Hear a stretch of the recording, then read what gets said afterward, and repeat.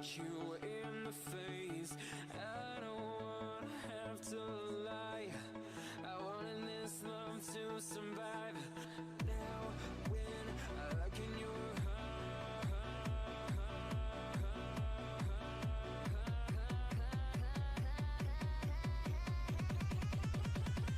I feel paralyzed.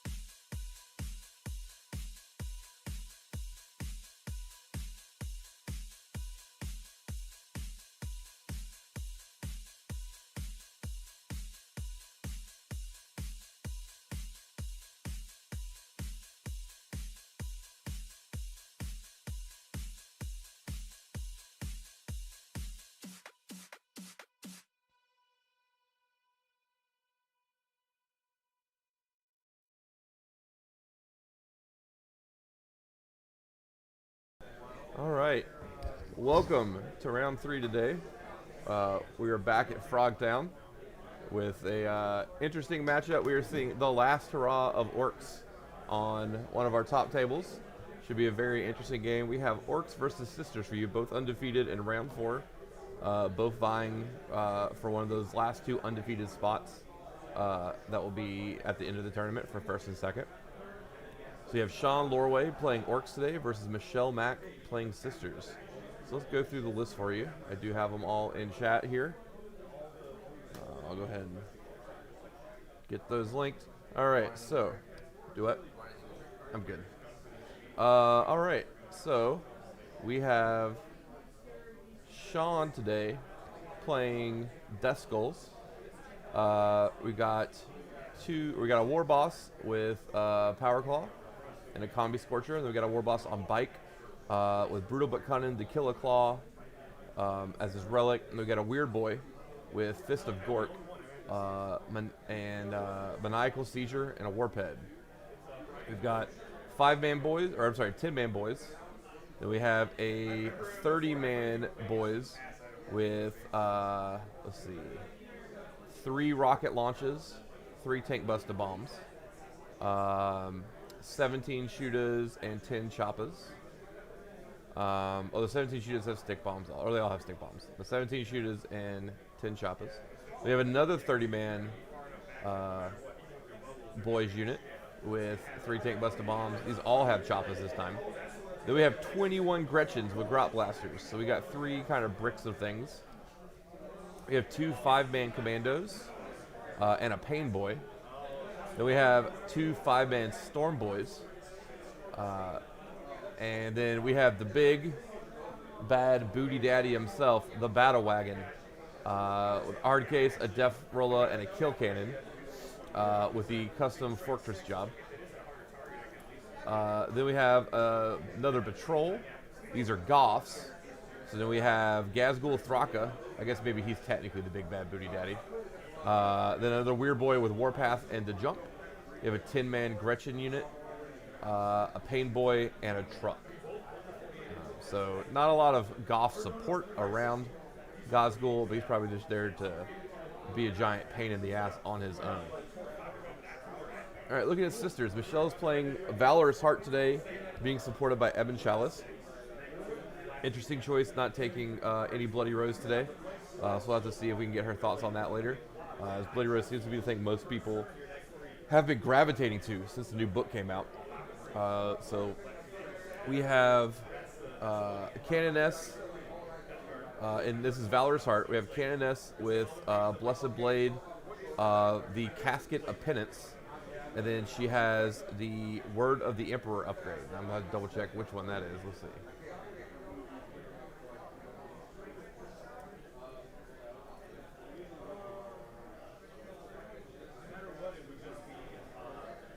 Alright, so let's see. The Blessings.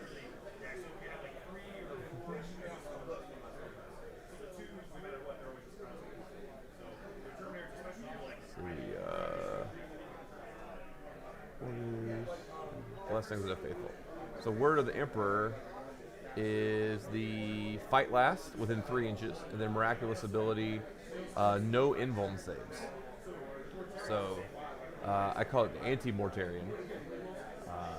Kind of does all the good combat things, which you can kind of make sense with her not having any combat specialists, perhaps. She just has Celestine and Morven Vol, and then she's got 3 5-man Battle Sister units, or 5-woman Battle Sister units. Then she has 17 Sacrosancts. She has a 7, a 5, and a 5 unit, all with halberds. Then she has a Dogmata with Blazing Piety, Spiritual Fortitude, and the Sigil Ecclesiasticus to get that extra hymn. Then we have 3 Dominion squads. She is all in on the Stormbolter Dominion squads. So 3 Dominion squads, each with 4 Stormbolters. We have 2 1-man or 1-woman Penitent engines. Then we have a Retributor squad with 2 multi-meltas. And only 2 special weapons, just the 2 multi-meltas. And a Valorous Heart Rhino.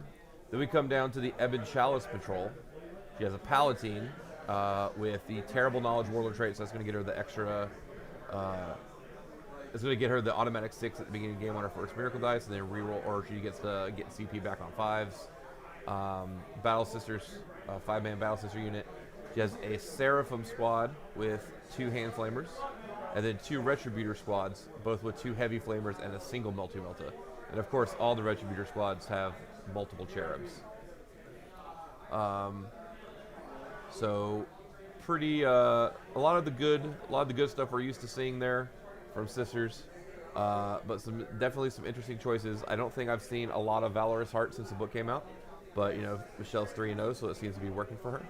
So it'll be definitely interesting to see how this plays out.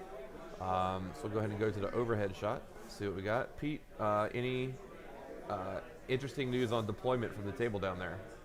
We see a couple big units. Nope. I think we're just deploying on the line for the Orks, pretty much. I played Michelle 2 weeks ago with this exact list, so she has a lot of her army in Deep Strike. So Okay. I think she'll be holding back for turn 2 and 3. Okay. And I think that I'll step away from the table. But I think that Sean's going to have to watch his deployment. Michelle has a ton of Deep Strike. Yeah. Now it's interesting because we got a lot of boy squads there, so you would think they probably want to get up and dice it up. And Michelle doesn't have the typical. She doesn't have any Repentia or any Zephyrim, any of the dedicated melee units. But what she does have is Ebon Chalice Flamers, and new Flamers versus old Orks seems like it would favor the new Flamers. So yeah, new Flamers toast old Orks, Yeah. but it's kind of unfortunate. This tournament's not a month ahead for New Orc Codex and the AdMech FAQ. I think didn't the Orc Codex come out like? Pete's talking to our judge. I believe we'll confirm with him when he's done. I believe the Orc Codex came out 2 days after our rules cutoff, and so they just missed the new Codex being eligible to play here at this event. All right, looks like players may be done deploying. They're pulling a dice off the deployment zone. And yeah, just as Pete said, we see a very small footprint on that table from Michelle. Obviously, very large footprint from the Orks between the 3 giant units in the battle fortress. All right. Okay. Yeah. All right, we'll see who got the first turn. It looks like Michelle's the one starting to do some stuff. Yep. She may just be rolling her miracle dice. Yeah, so Michelle did manage to get the first turn. Looks like we have Celestine. Let's go ahead and coming up. Moving over to the Rhino instead. The Rhino behind that building, kind of out of line of sight of any of the rocket launchers that some of those units have. Not going to be out of line of sight of that fortress, the kill tank. So we'll see how that goes.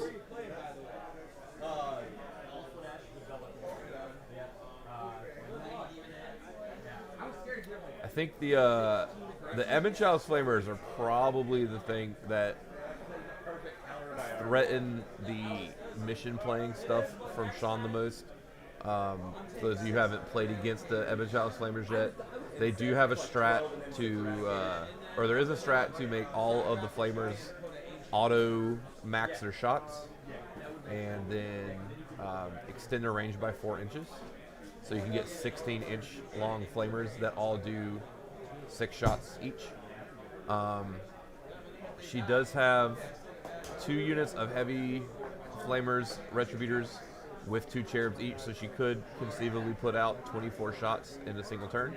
Those new Flamers are going to be wounding the Orks on 3s, and then they are AP1 because of the new upgrades to Flamers in the Sisters book. And then there is also, because she has set all of her Retributor, or her 2 Flamer Retributor squads up to have a Bolter, a Melta, and a Flamer, she could conceivably wound those Orks on 2s if she felt it was that important. That's not even counting the Ebon Chalice can do mortals on 4s with their Flamers. Only to a max of 3 mortals, but if she really wants to pick up a Orc squad, that may be good enough. It's also going to allow her to potentially put some more consistent damage down on Gazgul Thraka if she'd like to. Now the interesting thing is, since she's not playing any she's got the two mortifiers, but she's not playing any crazy dedicated melee other than her characters. So she could, with some good rolls, maybe kill Gazgul in a single round. Sisters does have the option to cast that Smite chant later in a turn. So they could do that in a phase where maybe they haven't done any damage, try to max out 4. So they could, between shooting with mortals and then melee from a main character, that's probably an easy 8. I'm not sure if she has a way to get, she may not be able to get that 12th wound, even if the Smite does 3. But does, with a lot of mortals, does have the ability to start trying to hurt Gazgul from a distance, perhaps, and start whittling him down while feeding him some smaller units. So we'll see how that goes. All right, Pete, can you give us an update? Can you give us an update on the Miracle Dice? She got a 6, I think, on her first one, right? Yeah. So it's kind of interesting. I noticed that Sean took Assassinate, and knowing from playing Michelle at a GT, Celestine, you have to basically kill her twice. Yeah. Morn Val is incredibly tanky, probably one of the tankiest. But the upside, you're right, those characters are hard, especially at a distance, very hard to take out. The upside is that Celestine gives up 9 points on Assassinate, because each of her bodyguards counts as a character. Well, it's also her to the last, so she is going to be definitely probably putting her up in the air and keeping her there for a while to protect her. If a Sisters player wants to keep Celestine alive, it's pretty easy to keep Celestine alive. And I think that it's kind of a weird, like I said, Sean took Assassinate and Michelle took to the last, so they're kind of like, obviously. I was gonna say, Michelle does have a Valorous Heart build, so she's definitely playing defense. So we'll see her. I'll double check her to the last. I assume it's going to be Celestine, Vol, and probably the 7-man. I keep saying man. The 7-woman Celestian squad. Let's see, that's 103. No, it's probably going to be a Retributor squad then. So 220.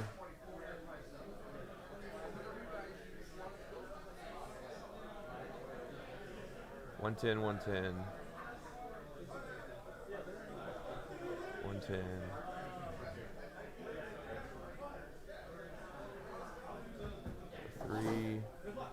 Or maybe the Canoness. Canoness is 110 also.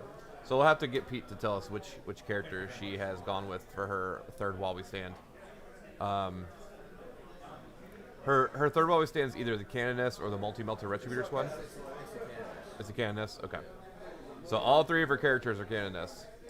I asked that table if they want. They're good on chess clock.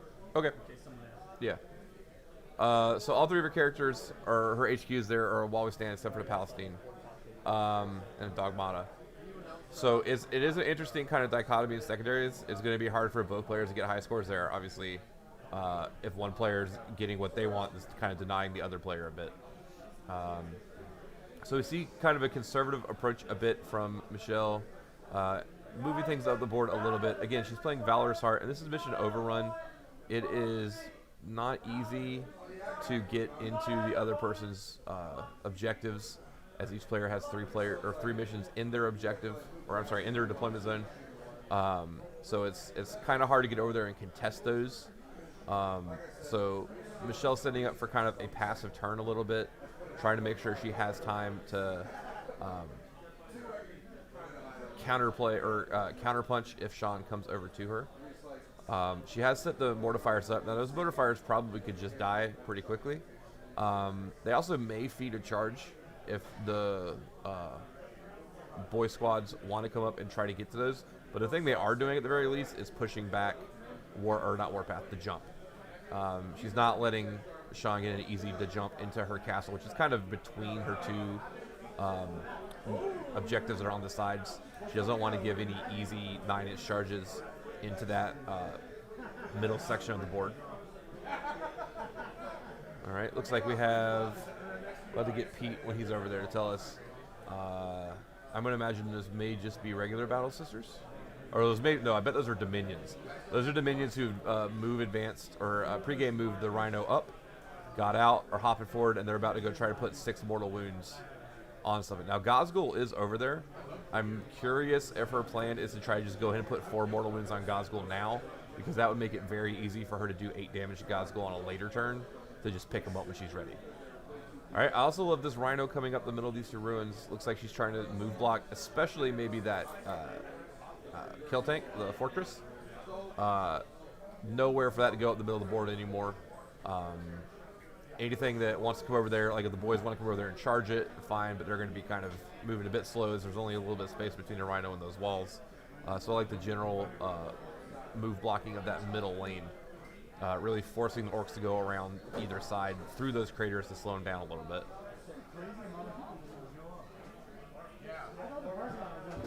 All right, we see Vol down there, and I'm just going to assume that each of those buildings may have sacrosancts inside of them on the backside so they can't be seen, and then the HQs are on the other side. So I am sure that there are some sacrosancts in that building that are invisible, or behind that building that are invisible near Vol, letting her poke out and do her thing unmolested while being completely untargetable by Sean. All right, so we'll see. We got the first couple dice rolls going.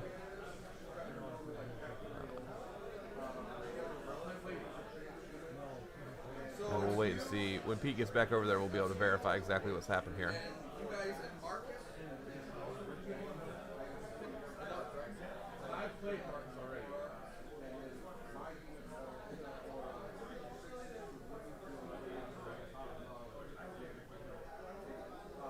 All right, well, let's take a moment and look at the secondaries we got here. So Michelle does have Assassination. Say both took Assassination. Michelle has To the Last and Raise the Banners. Raise the Banners being a great pick on this mission. You start with 3 objectives in your deployment zone. Very easy to start trying to get Raise the Banners on it. Sean has gone Engage on all fronts, which makes sense. He's got a couple of those smaller units like the Storm Boys and the Commandos. Makes complete sense that he'd be out there trying just to pick those up. Raise the Banners, again, great pick on this mission, and then Assassination. So both players committing a bit to killing the other player's big stuff, trying to remove those synergy pieces. Michelle committing to saying, not only am I going to kill your characters, but I'm not going to let you kill mine with my To the Last. So we'll see how that goes. I'm very interested to see that. Should be very interesting once we get into kind of the meat of this, once both armies are ready to crash into each other here around turn 2. All right, and we'll get our table update in a minute. Pete is helping some players that need to be repaired. And then we will be into the thick of it, as my TikTok fans would say.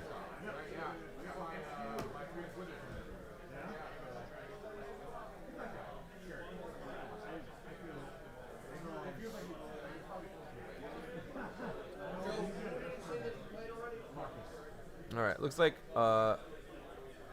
it's probably the 2 mortifiers are just putting some heavy bolters downrange, picking up some boys from those 2 large squads while they can. It's not like the mortifiers can do anything else right now anyway, so might as well just get some free kills, start whittling down the larger units. All right, now it's time for the big girl, Morven Vol herself. She has lined this shot up down the alley. I'm not sure if that is trying to go into the truck. She could be trying to go into the truck with the 2 crack missiles to remove some of that mobility. It looks like this is the 3 heavy bolters. Joe, you're going to play Dakota. Mark, you 2 are okay. So either table... She could also just be trying to go ahead and put heavy bolters into Gaz. Try to get some damage on it. It looks like we're having a discussion about bodyguarding here. You and Nick have to play. Or, yeah. Okay, looks like that may have been a Gretchen unit or a Storm Boy unit. It's hard to, well, we'll get Pete to verify it when he gets back over there. Looks like we killed 3.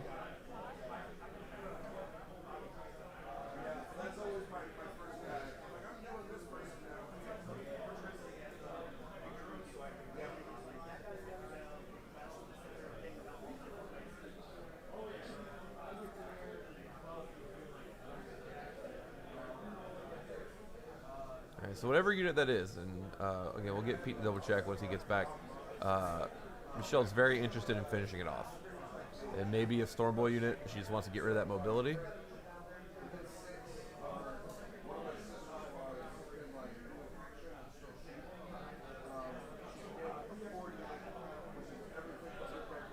This looks like this is probably a Dominion squad about to fire their blessed bolts.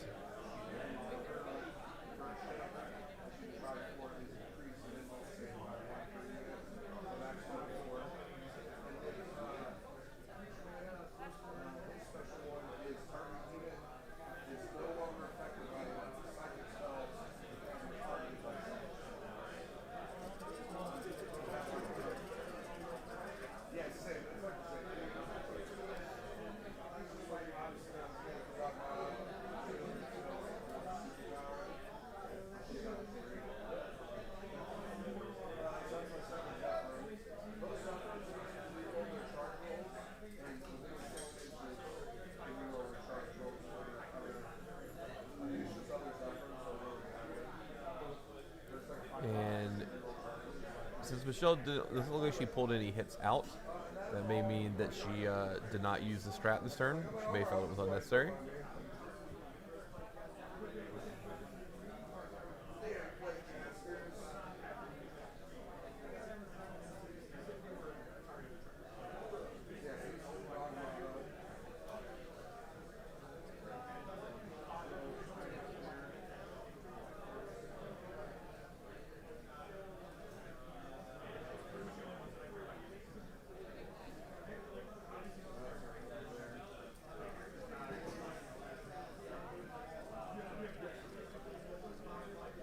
Okay, so she just lit up the boy squad with the Dominions. She wanted to kill as many as she could. What I'm guessing, based on what Sean was rolling there, is that the Pain Boy is probably over there, and he was just rolling Feel No Pains on his 2 damage Storm Bolters. Looks like he may have kept a few alive. So that unit looks like it's probably in the low 20s now, so she's killed somewhere around probably 5 to 8.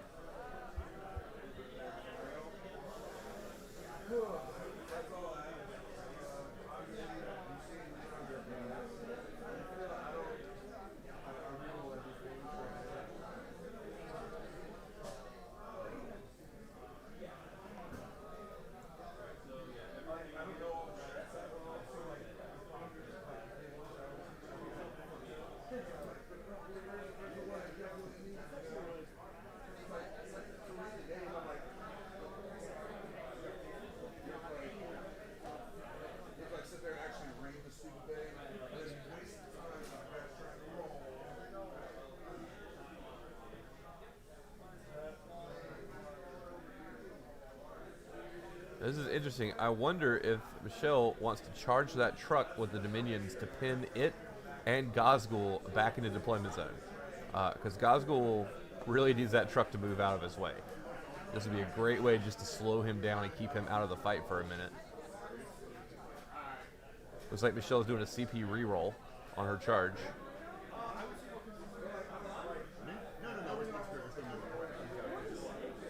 Let's see if she gets that back.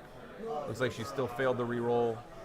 And I don't know if she got her CP back or not. But that was an interesting tactic. It makes sense. That truck's not going to kill the Dominions, and you could really hamper the movement of a lot of things by just getting that truck stuck where it is. So, shame that did not work. Looks like we're doing some leadership now.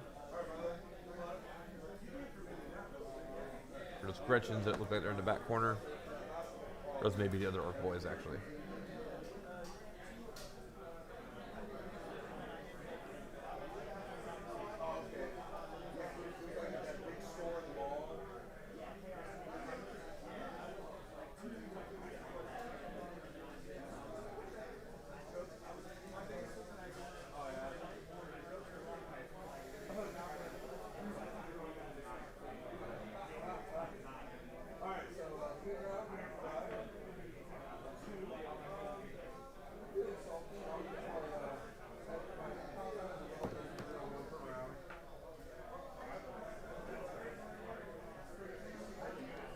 So we saw a little bit of whittling down. Doesn't look like Michelle wanted to really overextend any of her key pieces here. We didn't see the Flamers come up too far.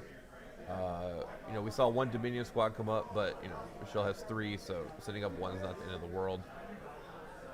So it's going to be interesting to see how does Sean respond when he knows that him pushing is going to be pushing into the teeth of this sisters list. All right, so we start with the big bad booty daddy, the kill tank, the fortress. He is here to play. He has pointed that death roller right at that mortifier. I think he'd like to smush it.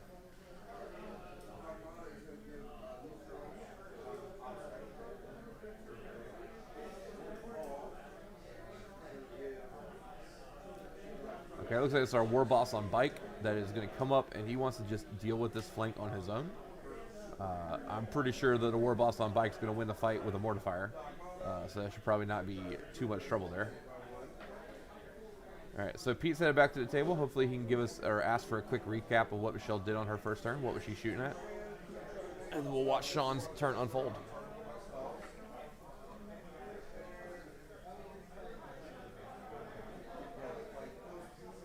Looks like she just shot some Storm Boys and some Tarats. Okay, so those were Storm Boys. All right. And she says that she's trying to screen everyone out and get into her back line. Okay. Yeah, which is what we thought. We assumed she was making an effort with those mortifiers to make sure there was no jumping over her units, as that's probably not what she wanted to deal with.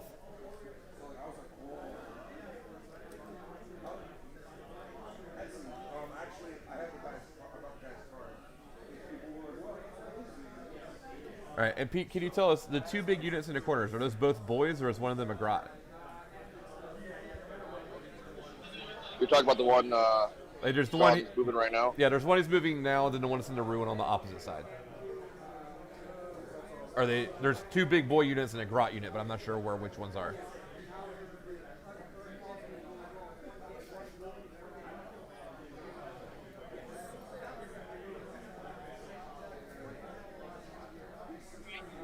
Boys, Pain Boys, over here in this corner. Okay, those are the boys. And then the other corner is the grots? Yeah, there's underneath right here, center one.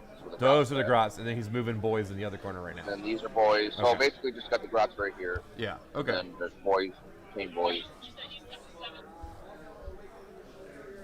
All right.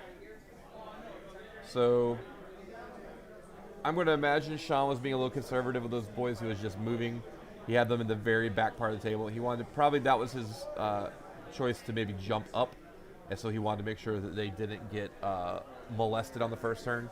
I imagine if he got to go first, those guys were just going to be directly in front of Michelle's army. So he's probably a little sad he didn't win the die roll there. That would explain why they were so back, is that he wanted to make sure they couldn't be picked on.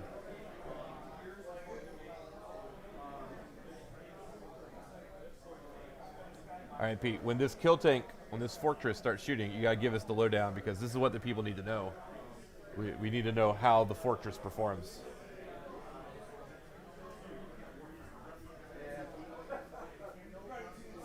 Yeah, I'm interested to see what he does with it.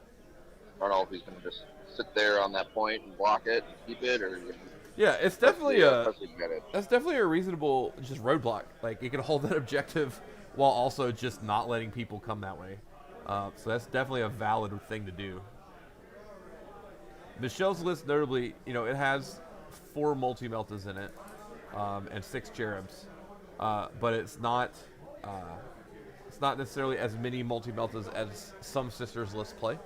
So we'll see if she feels it is worth pointing the multi-meltas into that fortress right now or on her next turn, and 2, how much they do to it. I think that's why she chose the Canoness as her third to the last unit instead of the Melt. She knows that once she puts those Meltas on the table, and she needs to do that to kill that tank, yeah, she's going to lose them. Yeah. So I think she's going to basically throw them away to kill the tank, is my prediction. Well, the nice thing is, too, that kill tank is kind of being screened a bit by the war boss on trike, or war boss on bike.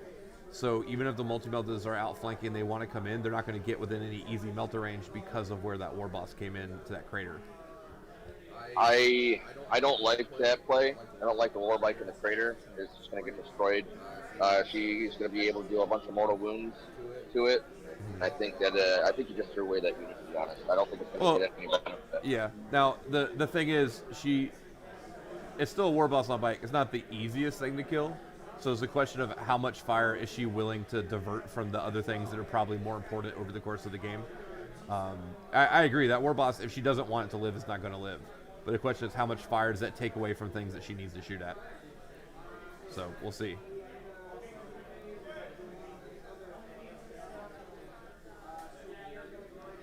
Her reserves next turn are going to be very interesting to see what she brings on the table to support her.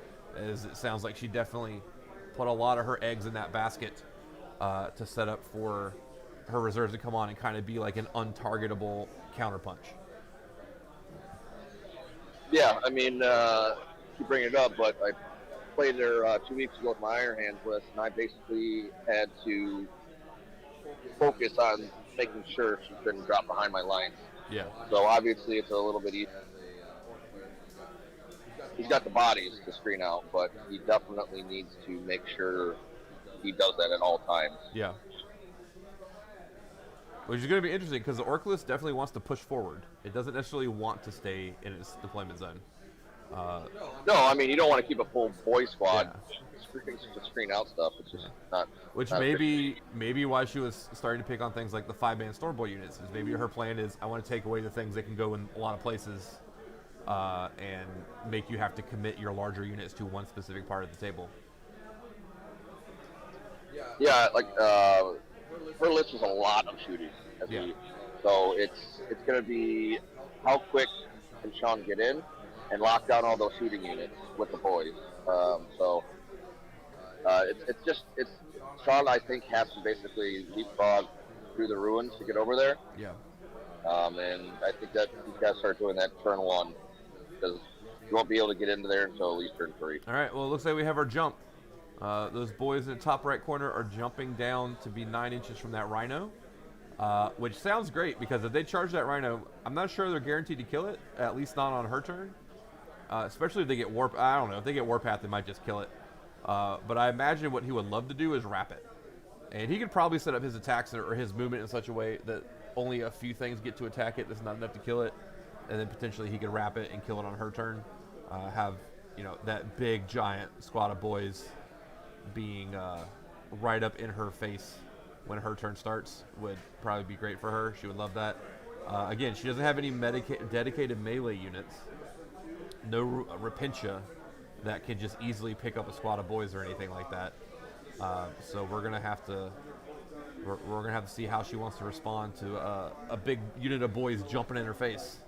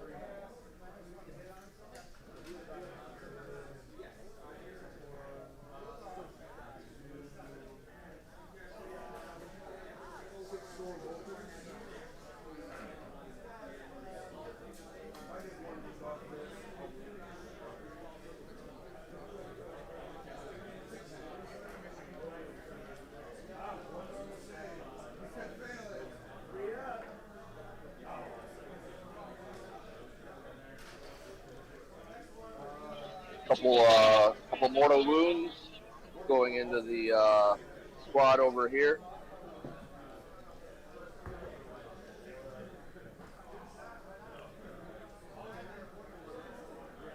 Yeah, 6 mortal wounds.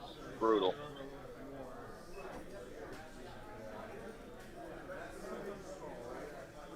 Now, where were the mortal wounds from, Pete?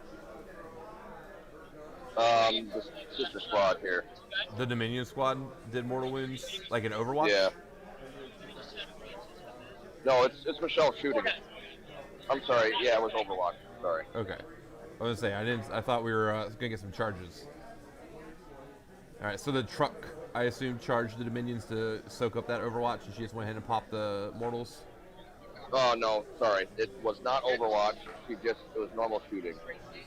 So from getting out.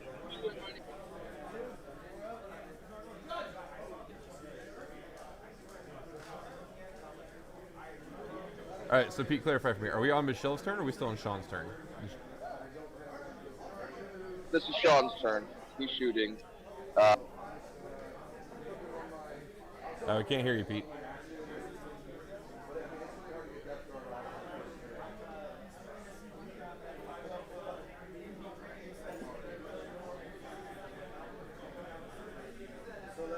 Right, so Pete is clarifying for us what happened, just so we understand.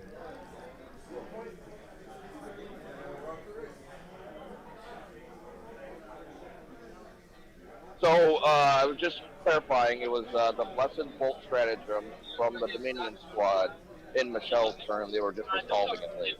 Oh, I got you. Okay. So they just forgot to do something and they were fixing it. That's good. Okay. That's what I was trying to figure out. How is she shooting in the middle of his turn? That's why I was confused. Well, I was like, man, that's pretty good. It's a new trick I haven't seen. Okay. All right. So now we're in Sean's shooting phase, though, it looks like.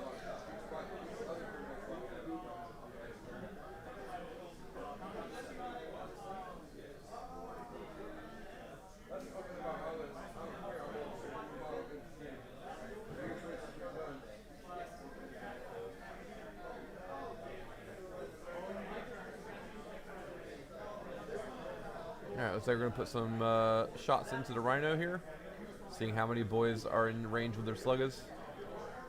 Yeah, unfortunately the tank only hit twice, or wounded twice, and Sisters made their save. Oh, man. So, no damage from the... That's just wildly disappointing. For the tank, sorry. We need a hero. Pete, we need a hero. We can't have a Harridan hero. We need a kill tank hero. I was going to say, the Harridan's still here somewhere. My wife will tell you, I need a hero, Pete, at all times. It's my favorite song when it comes to anything. I need a hero. And I need this kill tank to be the hero that we deserve.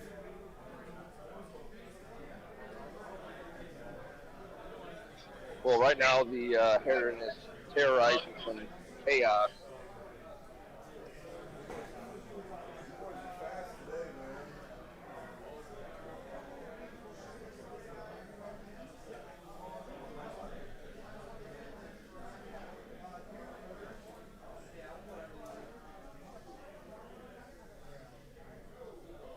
Alright, looks like we plinked a few damage away from on the Rhino with some slugger shots.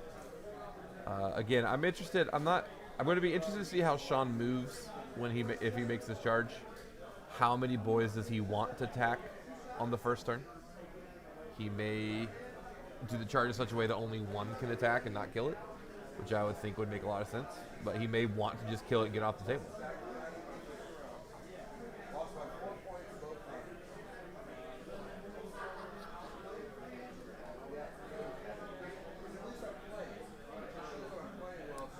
Gia Monster, who looks the most hungover this morning? So here's the thing. Death or Glory, as a community, very good at handling their alcohol on average. So we don't have a lot of people that can visibly be hungover. I'm sure there are people who are, but they're very good at hiding it. Well, I am probably one of those people, so... I'm not going to throw anyone under the bus unless they throw themselves under the bus. I mean, we could basically throw the entire bus under the bus. Because, Everyone's It's- wearing a DOG. The team has Death or Glory has two favorite hobbies: 40K and drinking. So, Usually both at the same time.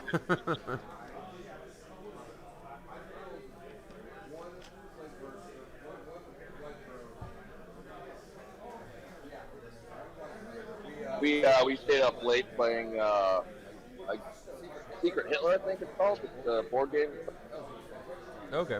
You lost the button again. Yeah, it's the first time I played it. Really fun game. Okay. All right. Looks like we picked up at least one of the Dominions, I assume from Sluggish Shots, in that top left corner. Making some more saves. Not sure what this is into. Most Only likely, one left. there's only one Dominion left? Looks like I see 4. Only one wound. Oh, on the mortifier. Gotcha, Yeah, gotcha. so it's only got one wound left. Lyle, are you getting internet drops?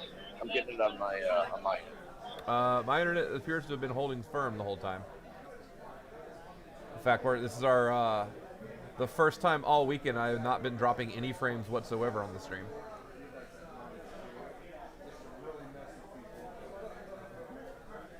It's literally going like this. It's really weird. I think that the internet's the same as it was yesterday. Yeah, I don't know why that would happen. You must be saying they saw all the drunken hugging. Well, you know what? At the end of the day, after the end of a long day of 40K, I'm not going to deny it. There was a lot of alcoholic hugging going on, for sure, at the end of 3 rounds.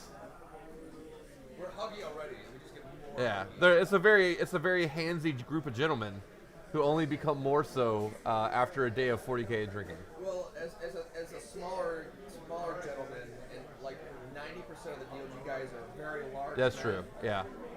It gets really Yeah. hard after a while. There was definitely some instances yesterday where I saw 4 extremely large, rotund gentlemen hugging one small, diminutive gentleman from all 4 sides. Yeah, it was awful. Yeah.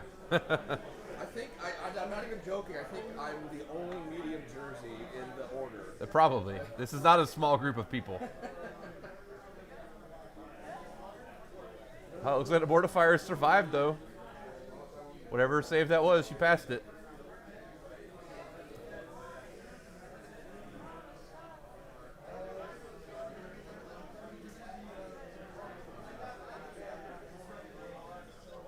Only Gasgul left to shoot into the mortifier on 1 wound.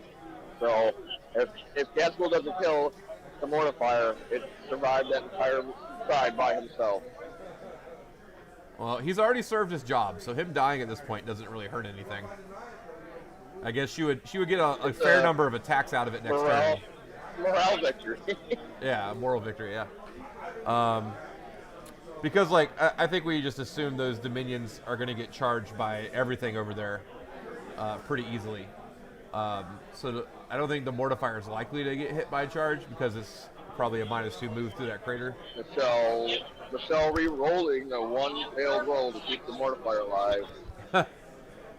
Oh, it's like a 3. Doesn't go. That was a No. 3. The Mortifier did its job, though. It kept the jump out. That was what it was placed there for, is to make sure nothing jumped on that side.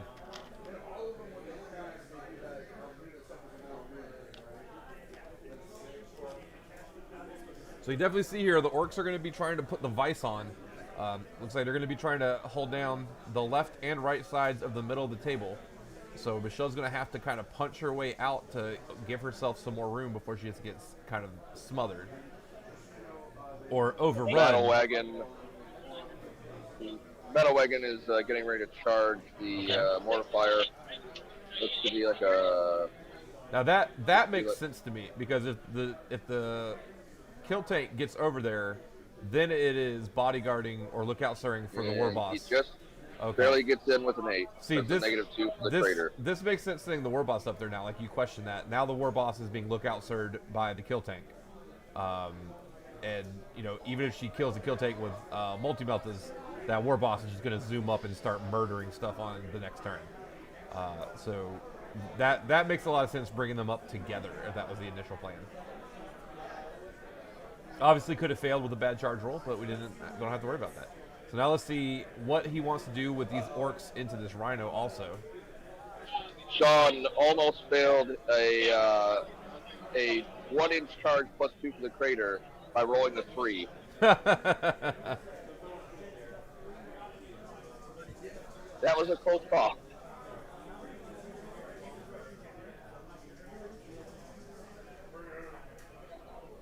Charged with is it the minion squad over there? Is this Gauze or the boys?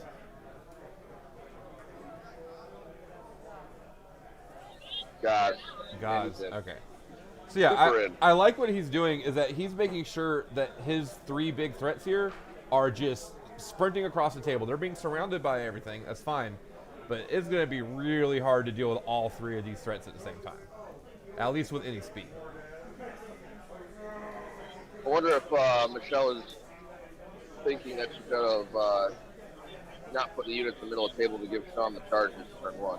Well, I mean, I think she also probably was a little bit worried if she doesn't put the rhino there, then the kill tank can come that way if it wants to, and then she's got pressure directly down the middle of the board and on the sides.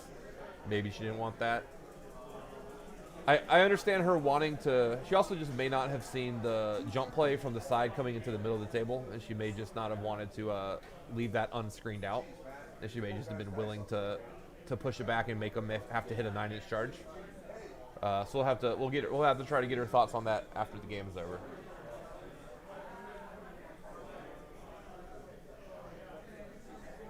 You can see Michelle.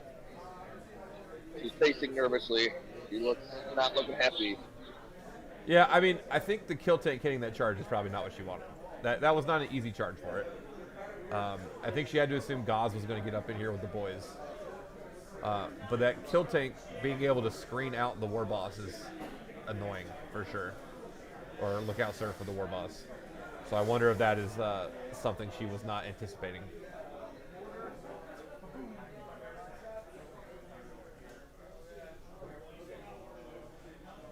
I'm just going to assume that the kill tank does more in melee than it does in shooting. Death roll up. Yeah, that death roll is going to def something. It's going to roll something to def. Mr. Pancakes in a second. I know it's 10:30, guys, but I hope you're still hungry because we're about to have pancakes for breakfast.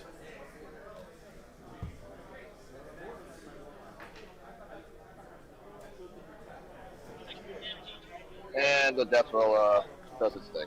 Pancakes. Yeah. 5 go through at 4 damage apiece. So That's good yeah. luck with that. That mortifier does not have 21 wounds. All right, so now we're getting a free 6-inch activation on the war boss. Getting a tag up. Oh, is a kill? That's a generous 3 inches, it seems. Maybe he's saying that he wanted to pile in before, and he's just doing it all at once. Maybe they've already agreed on that. Yeah, that seems a little more right. Yeah, Michelle's pointing out that it would have cost the movement to turn to go straight anyway, so she's absolutely right about that.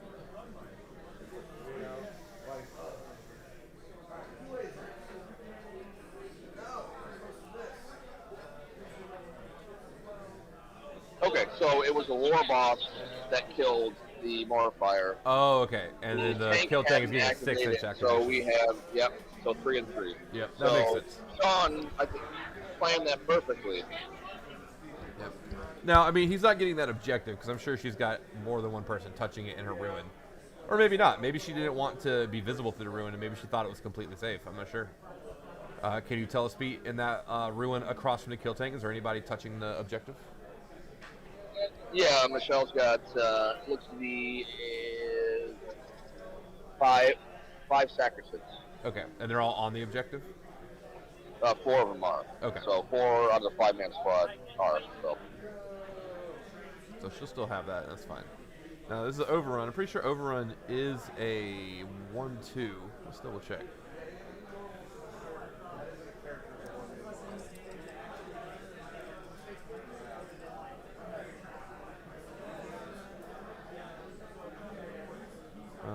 Nope, it is a 2-3. So, as long as Michelle is still holding all 3 of those, she'll get her 10 points.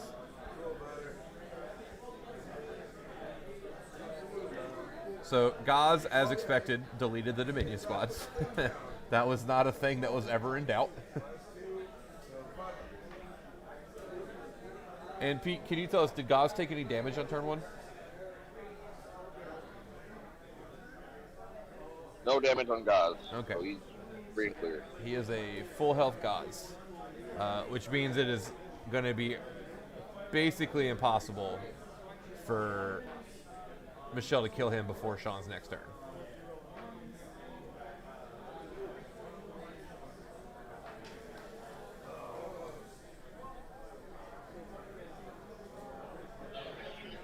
I think the play here is Michelle drops the Flamer Retributor squad on the boys. left-hand side. Yeah. On the boys.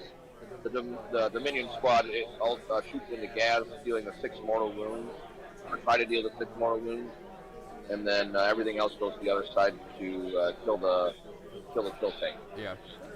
Well, she's definitely going to have to bring in a lot of heavy hitters this turn, for sure. She does have all the Ebon Child's Flamers, which could definitely help. And she can even split that up. She can do some Mortals with the Flamers and then do the extra range and auto hits on a different side. Try to work on multiple things at once. I'm mostly concerned about this right side with the battle tank and the war boss. Like, it's not going to be easy to stop both of those in the same turn. Like you could just accept you're not stopping Gaz in one turn, so you just focus on the boys or whatever and do some plink damage to Gaz. But you really need that kill tank and that war boss to go away. Yeah, I think this is. I hate to say it like so soon, but I honestly think that if Michelle whips here, it's done. Sean's just going to get into her lines and destroy her. Yeah. Because next turn's going to be huge. Her list is definitely designed to kind of live in her castle, score her points, come out when she needs to, kind of extend little units to go do something, and then they die. I don't think she wants to, she doesn't have Bloody Rose. She doesn't want to have her entire army in melee at the same time. That's just not what her list is designed to do. So she really needs to keep this stuff away from her as best as she can. Yeah, there's a chance for the bad touch to really hurt her list specifically. Now those Sacrosancts, even though they're not Bloody Rose, they still slap pretty hard. They're still like Strength 6, AP 3. So yeah, they're not going to be easy to dislodge, and they're going to punch back pretty hard. All right, so it looks like we have our first points update. So Michelle did score 10 on primary. I'll go over here to the scorecard real quick. Michelle did score 10 on primary. She's getting her 3 from Raise the Banners. Obviously, she's not going to get to the last until the end of the game. And she has not killed any characters yet. She's probably going to need to try to kill at least one this turn if she, has everything go perfectly. So we'll see what her plan is. Again, we're assuming that her plan is going to involve bringing in some reserves to help her here. This does not look like a game where she can leave her reserves off the table till turn 3. She needs their help now. So we'll see what she's bringing out. Pete, is this Sacrosancts moving up towards the kill tank? Or these regular Battle Sisters? Sorry, what was the question? These things. She's moving her Sacrosancts right now. Those are Sacrosancts that came out? Yeah, the sister is behind. Okay. Michelle is putting the sister squad up against the wall so she can see through the room. Okay. And also keep the point.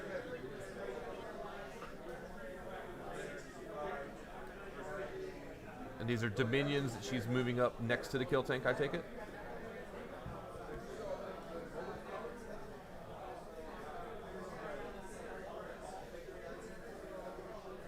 Now just bring our sister squad. Those are Flamer Sisters. Okay. So Morven Vol is coming over to come deal with this kill tank, which makes complete sense. Morven Vol does hit pretty hard in melee, and she can fight twice once a game. So she probably can do a lot of work to that kill tank on her own. Especially if she gave herself full... Well, she doesn't even have to give herself full rerolls if she wants to do it in melee, because she gets that automatically. Alright, who is this coming out? We're playing Hero Ball right now. Oh, is that Celestine? All the important people are coming over here. Okay, so I like this for 2 reasons. We talked about she has to deal with this flank. She can't get pressed on both sides. So her coming over to answer the kill tank and the war boss for that reason, it makes a lot of sense. But the other thing is she is now pivoting her characters. That's 12 assassinate points. She is pivoting them away from Gauze, away from the big unit of boys that's coming down her throat. She's kind of getting them to the other side to keep them alive for longer. So I really like that for a bunch of reasons. Love the Rhino coming up here. Charge the boys up there with the Rhino. Don't let the boys come down and get to your big hero ball hammer or hero hammer ball like we just talked about down in the front of the kill tank. Let's keep them pinned back there and really dictate where the damage can get to your characters to try to keep those points alive.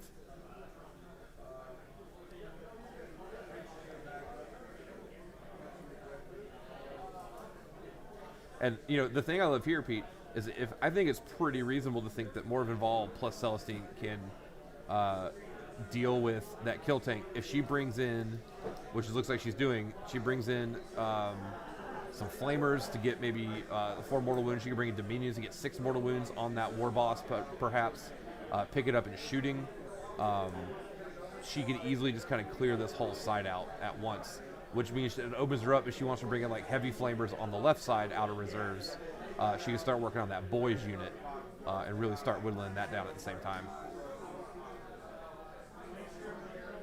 So once she starts putting reserves on the table, please let us know which unit she's choosing to bring on.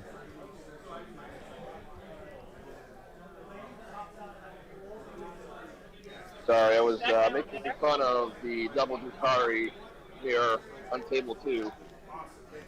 Again, the joke at the beginning of round 1 yesterday where the Mack and Drukhari just mirror match each other's death. Yeah, is it's been happening. through. Yeah, it's been happening. I don't know if it happened early enough for everyone's liking, but it's been happening. So, well, table 3 is Mack versus Drukhari. Yeah. And table 4 is Sisters versus Mack. So not a ton of variety at the top 4 table. Yeah. This is the world Only we live 3 in right factions. now. Yeah. This is the meta, people. Love it or leave it, I guess. I think Sean is the new people's champion. Oh, yeah. The only outlier codex at the top table. Do it well. Not only being something different, doing it with old orcs, which makes it way better.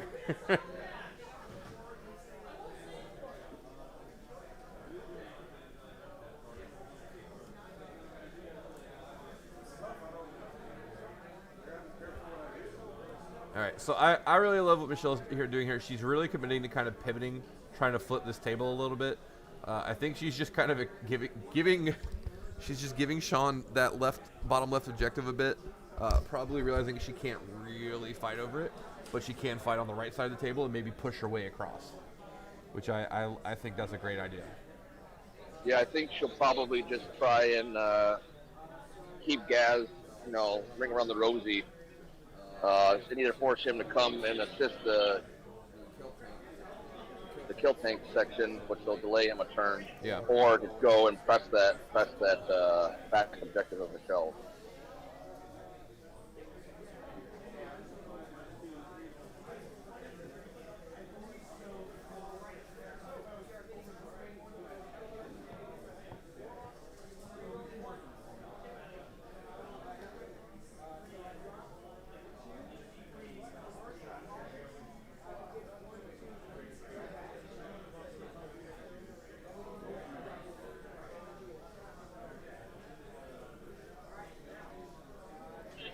All right, reserve Dominions right here, coming out, and she's still got one left, one Dominion squad. So it looks like she's going to be deep striking over on the Gazwell side. Okay. Try and assist. Probably going to be the flamer. Yeah, want to work on those boys while we can. Slow down the ability for her to easily push across the table. Or for Sean to easily push across the table. So it looks like the flamer Retributor squad is going to go down there, and I would venture to say the Meltas. Well, the nice thing is, too, you could bring them down. You could put the Melta into Gauze or the truck and just try to get some free damage this turn, since you can't one-shot them right now. So that makes a lot of sense. Again, it's just the idea of we know we're not really going to be able to hold that bottom left corner, so let's just kind of slow it down while we try to stabilize on the right side of the table. I think that makes a lot of sense.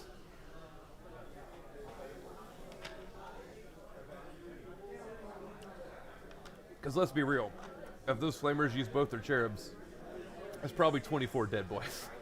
Just about. It's probably at least 20 dead boys. Yeah, there's not that it matters a whole lot, but there's a pain boy over there to help him out. So. Okay, well, yeah, I mean, that means maybe instead of killing 20, she kills 15. Like, that changes. I mean, that does some, yeah. If she doesn't kill that entire squad, though, she's going to replenish it next He round. still gets Green Tide. Yeah, Green Tide is still a thing right now. So she can't forget that. I think she'll be fine, especially with all the shooting she's got over there. Yeah, we'll see.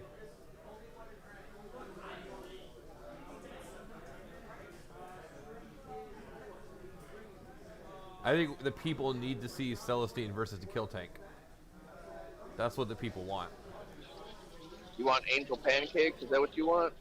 I don't know who I even want to win the fight, man. Like, I'm starting a Sisters army, so part of me is rooting for Sisters, but the Chaos Monger in me is rooting for that Kill Tank. Michelle picking up her the difference between the two. The shooty angel ladies. The Seraphim. Okay, yep, Seraphim. They're Also, it flamers, looks like coming down over here. Probably in the corner. Coming down next to the Retributors, or behind in the back corner? Nope, that back corner. Okay. Still in range of the same unit, I take it. I think she's trying to get an angle on the HQs or whatever back there. Oh, she can get all of her shots into the Pain Boy or something? Yeah, I think that's what she's measuring out. Oh. I'll let you know before we... Yeah, I mean, that would make sense. She does have Assassinate, so picking that up obviously is, points there. And then if she can take away the Feel No Pain for the boys before she shoots it with the Retributor squad, that obviously will, provide a lot of dividends as well. Sean leaving just enough room. Literally not a millimeter there on that back corner. Yeah. That's probably a mistake on his part. He probably could have easily screened that out if he had chose to and just forgot about it. Well, like I said, you cannot let them get behind you because you just get angles on stuff you don't want angles on.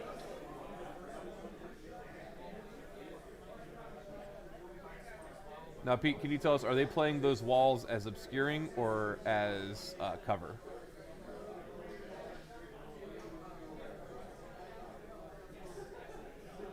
Yeah, they're playing them as ruined walls, not like yesterday with Brad Pitt where they were using as obscuring. Okay. So.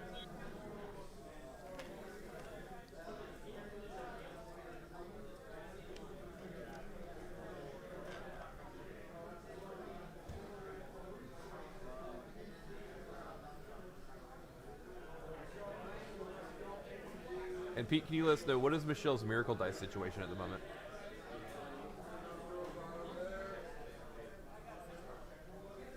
Got a 6 and a 1 for Okay. Miracle Dice. Probably the two best you can have. I mean, a 6 and a 5 is pretty good too, but yeah, I understand what you're saying. I mean, there's also morale. Yeah. She got MSU, so it's probably not a big deal. Well, and the ones, she is playing Ebon Chalice. The ones aren't even that terrible because you can just turn a 1 into a 6.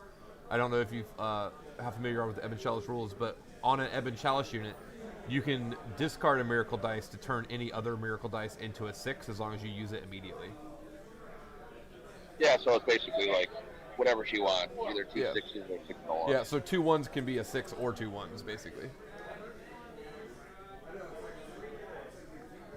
Which definitely can come up a lot. The dice box is coming out because we're going to be rolling. We got a lot of Flamer shots coming up. Flamers and Dominions and Seraphim, oh my. 5 boys going down.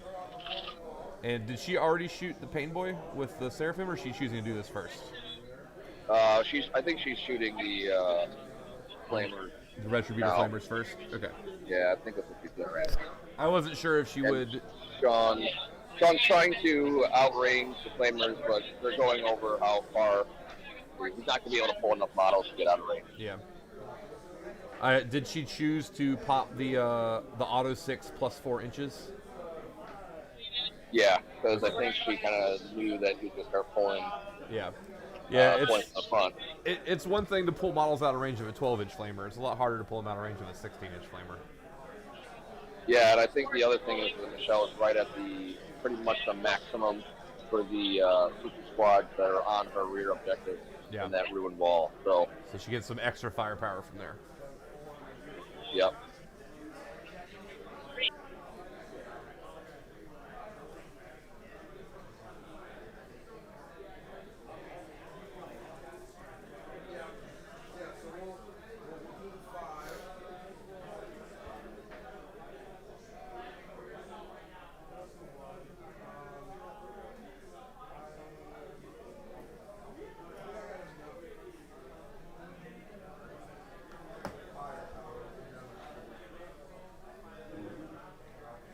All right, so how many boys are left over there, Pete?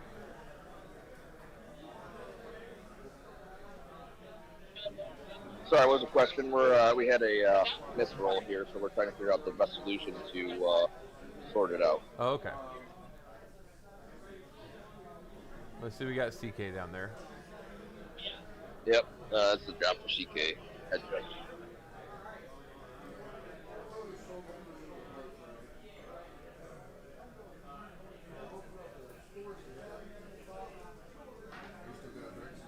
Yeah, I'm good.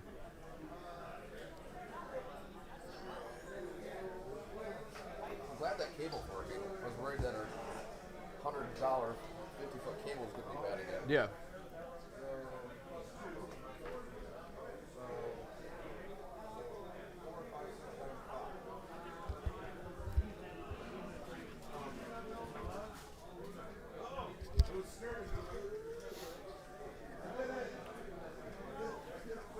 Alright, so just waiting a minute while our players work with our head judge to rectify whatever happened here. We accidentally rolled the 2 weapons in the squad, and they're different weapons. Okay.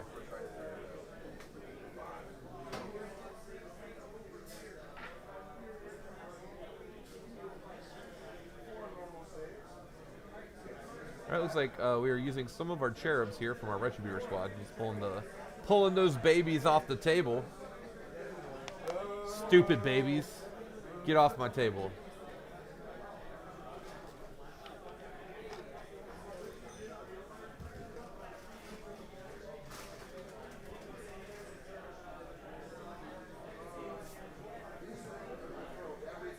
Alright, looks like the multi-melta, I'm assuming that's a 2-woman multi-melta squad firing 8 shots into that kill tank, and we're starting to see some damage get plinked off of it. Although I guess it could be a flamer squad with a single multi-melta that's just putting 1 shot in.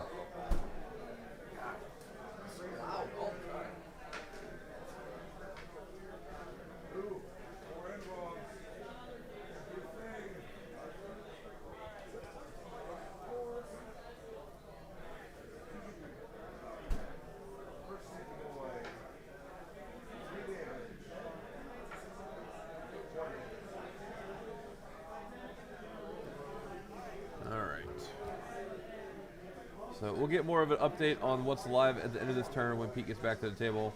We can see that most of, if not all, of the boys in the top left have been removed. We're now going to work on this kill tank. The minions still up. Looks like they have lines of, or they're still going to have their line of fire into the war boss on that right side. Looks like Michelle has very clearly dedicated her force to the right side of the table to try to clear out this kill tank and war boss problem. So we'll see how successful she is with that. But again, as we said, she just wants to take the free damage she can on the left side to start thinning things down.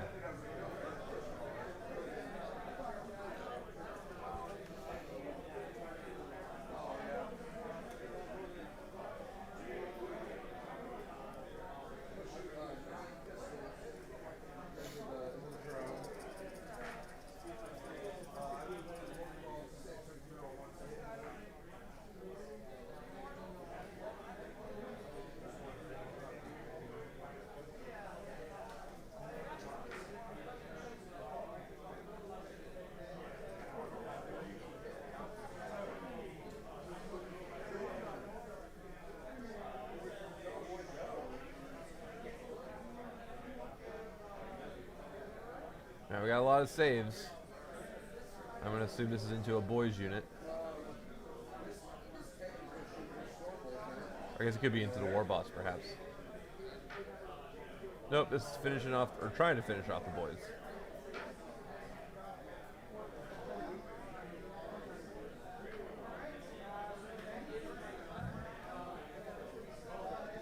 One, 2, 3, 4, 5, 6, 7, 8, 9, 10, 11, 12, 13, 14, 15 boys, 16 boys. That's a lot of boys. 2 boys. 2 boys are left.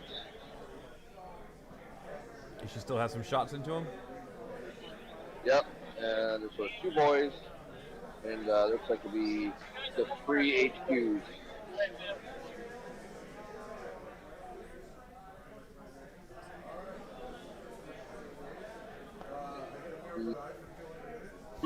Alpha's going into the truck.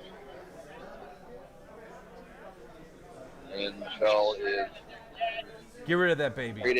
trading babies for extra shots. Put the baby in the gun and shoot the baby at the truck, Michelle. Let's do it. I converted my Devastator Cherubs to trigger carrying ammo crates for my Iron Hands army. I just couldn't. I could definitely get rid of a mind wiped human, but definitely couldn't get rid of a cherub baby. Look, man, there's nothing more terrifying than a Space Marine or a sister putting a baby in a rocket launcher and just firing the baby at the vehicle. All right, what are they supposed to do about that? That's horrifying. That old meme, are we the baddies? Everyone's the baddies. That is the only correct answer in 40K. Everyone's a bad guy. Except for the salamanders. Them the goodies. They might be the least bad guy, but they're still definitely bad guys. When you're flamethrowing people alive for fun, I mean, maybe you're right. Look, man, I want to sit here and tell you Blood Angels are the good guys because Sanguinius was like the ultimate, choir boy. But, you can't be the good guys when you're eating people. Even I know that. I mean, there's Black Rage and Red Thirst. That doesn't sound too good to me. Yeah.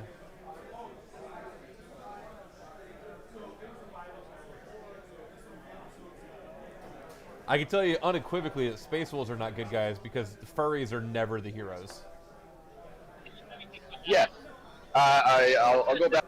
I think we can all agree that you can't be a good guy and be a furry. There's that one YouTube video with the Black Templars and the Sonic. Yeah. No, I sent that to Tom the other day. We're talking about who the good guys in 40K are, and we're agreeing that Space Wolves just can't be good guys because they're furries, and furries are never the good guys. I agree with that. Yeah, Tom agrees. Yeah. Your game already over this round, Tom? All right, so Tom's here to hang out a little bit. We're watching a very interesting game. We had a mortifier here and a mortifier here to screen out the jump. So the mortifier got charged with the death roll. Death roll and the war boss. So Michelle has dedicated her entire army to this side to come try to solve this problem. There were 30 boys in Gauze here. She managed to pick up the 30 boys with a Retributor squad, basically.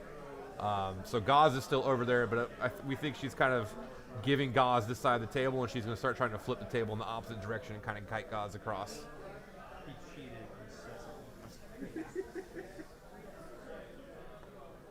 By cheating, I bribed your dice against you. That's what I did. You insulted their sensibilities, and then they decided, hey, we're just not going to roll. All right, so Pete, what are we seeing here? Please don't roll good against me. We got a bunch of just shots into the just death shots roller. into the small arms fire, yeah. Just trying to do any free damage. That was not aggregate. Michelle is rolling a ton of 5s and 6s small arms fire, so it's actually, wounds are getting through. So you're telling me her faith in the Emperor is strong? At least on this turn?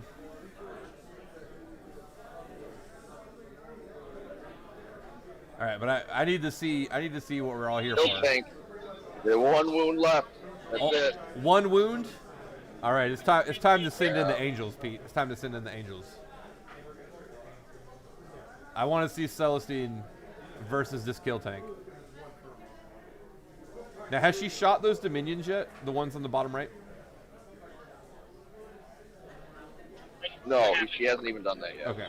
I wanted to make sure we still had some plans for that war boss. and the kill tank is dead. Did it explode? Does not explode. Oh, Where he man. rolled a 5. That would have been very, very bad. 'Cause everything is over There's there. a lot of units surrounding that kill tank. Yeah. That would have exponentially been bad. Now we have some stuff in the kill tank getting out. It looks like.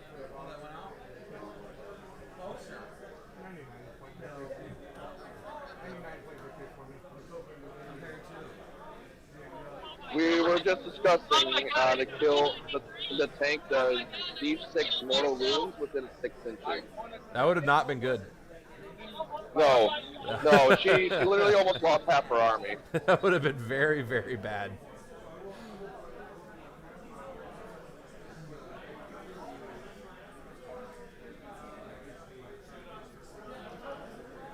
That would have been a game-changing explosion if that explosion had happened. There's no question about it. 2 over 2 the last units are definitely not last Yeah. after that.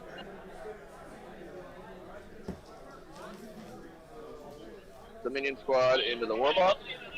Not very hopeful. And what was that So- that was inside the truck or inside the tank? What got out?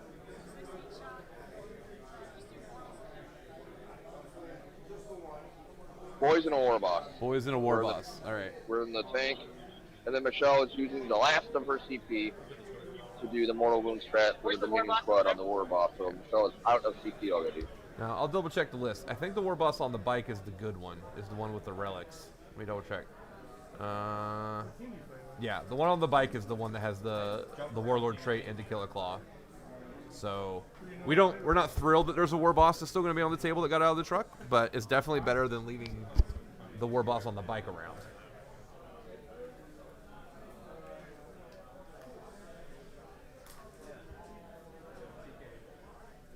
Although if she just doesn't kill the war boss, that's a whole different problem.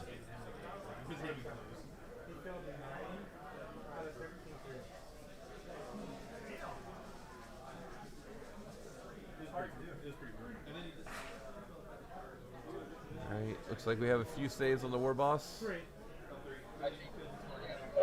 Only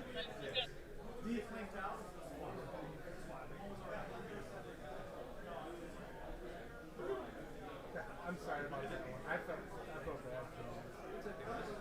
so 6 damage through on the boss. Okay. So boss has 1 room left. Does she have anything else to shoot it? Come here, big boy. Come here. Looks like she's measuring it out. Oh, Stealthy flamer. flamer. All right. She is desperately trying to finish off this war boss before it can run rampant into her while we last line. While we stand? I don't know. I'm getting things mixed up now. To the last line. While we last, we stand. While we last, we stand. That's the new phrase.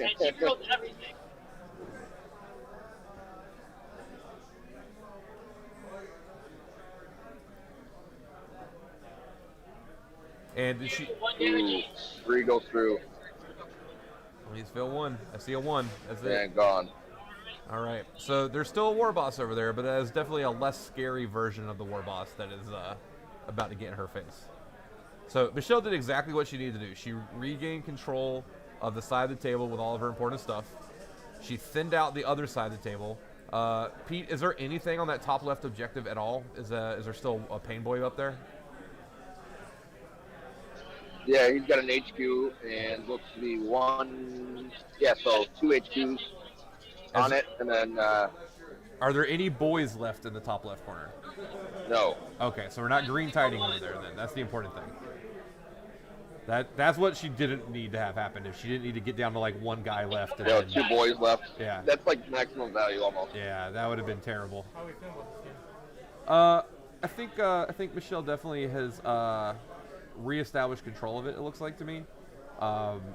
Sean put the pressure on her in the way that he needed to, and he basically said, "Look, I've got 2 flanks right here, and if you let me have either one, it's going to be bad for you." She identified the one that was more important to hold, and kind of gave him a little bit on the other one. But right now he can only go down here with Gauze and a truck. Up here, he's got 2 HQs, and that's it. So basically, this side of the board is empty. Pete, does she still have stuff in reserve, or does she bring it all in this turn?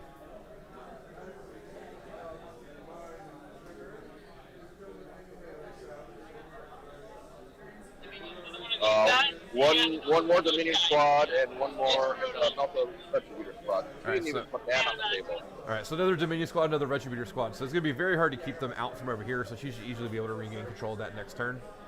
She took out the big scary stuff that was all her Wally stands were on the bottom right. So she really needed to make sure she regained control of that bottom right corner, and she did that. So it looks like we've just got a few HQs left. There's a 20-man Gretchen unit back here, and then we got a 30-boy boys unit up in the top right, which should be a lot easier to deal with. Michelle actually had a really good show this time. She's done really well.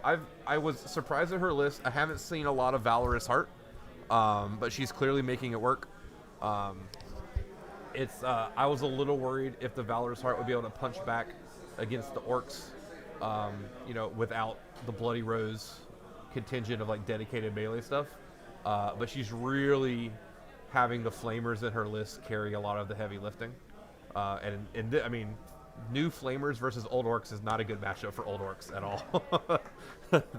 the new Orks do a little bit better. Well, a lot better. Yeah, I think it's 70% chance loss of looting in Yeah.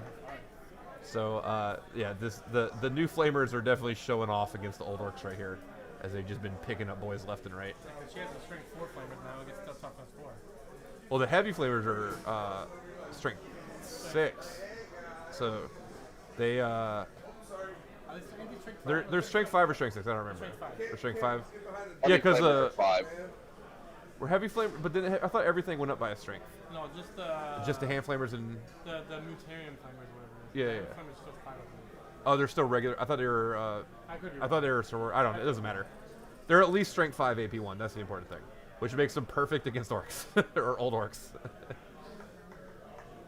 And if she needs to, like, the thing I was pointing out earlier is she did construct all of her Retributor squads in a way that she can do the +1 the wound strat with all 3 of them, which is pretty useful if you really need to kill something like a vehicle or a war boss or get that extra damage on Gauze or whatever.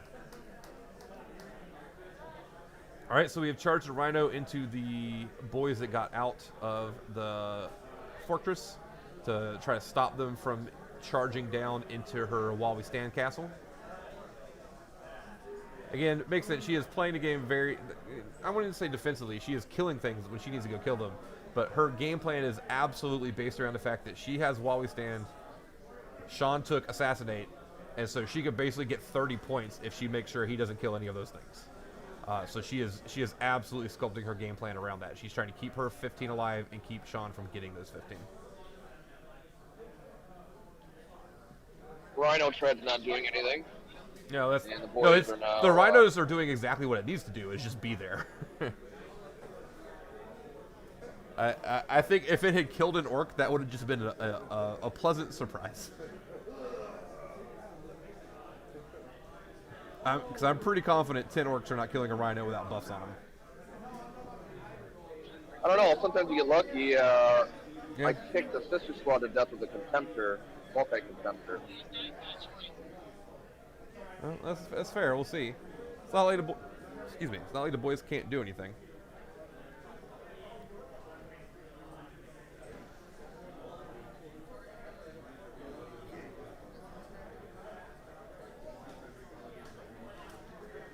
So we're just gonna be letting Gauze kind of run rampant on that left side. But the interesting thing is that means that Michelle is gonna absolutely have to press for getting into Sean's deployment zone, because she's not stopping Gauze from just taking that bottom objective and murdering anything that's nearby down there. So she has to not just start giving up 15. She's going to have to take one of Sean's objectives back. And he does have 2 big units on that top right objective. So that's going to be, I think, where her next turn is going to have to focus, is how is she going to push up to that top right corner. Yeah, me and Michelle were discussing that she was basically down to her last shooting when those 2 boys were still alive up in that upper corner. Was she sweating it? She knew about the green tide? She was, yeah. Yeah, she was like, I was literally down to like small arms fire. Like I had like one squad, the last squad that killed it was the last squad that she had over there. So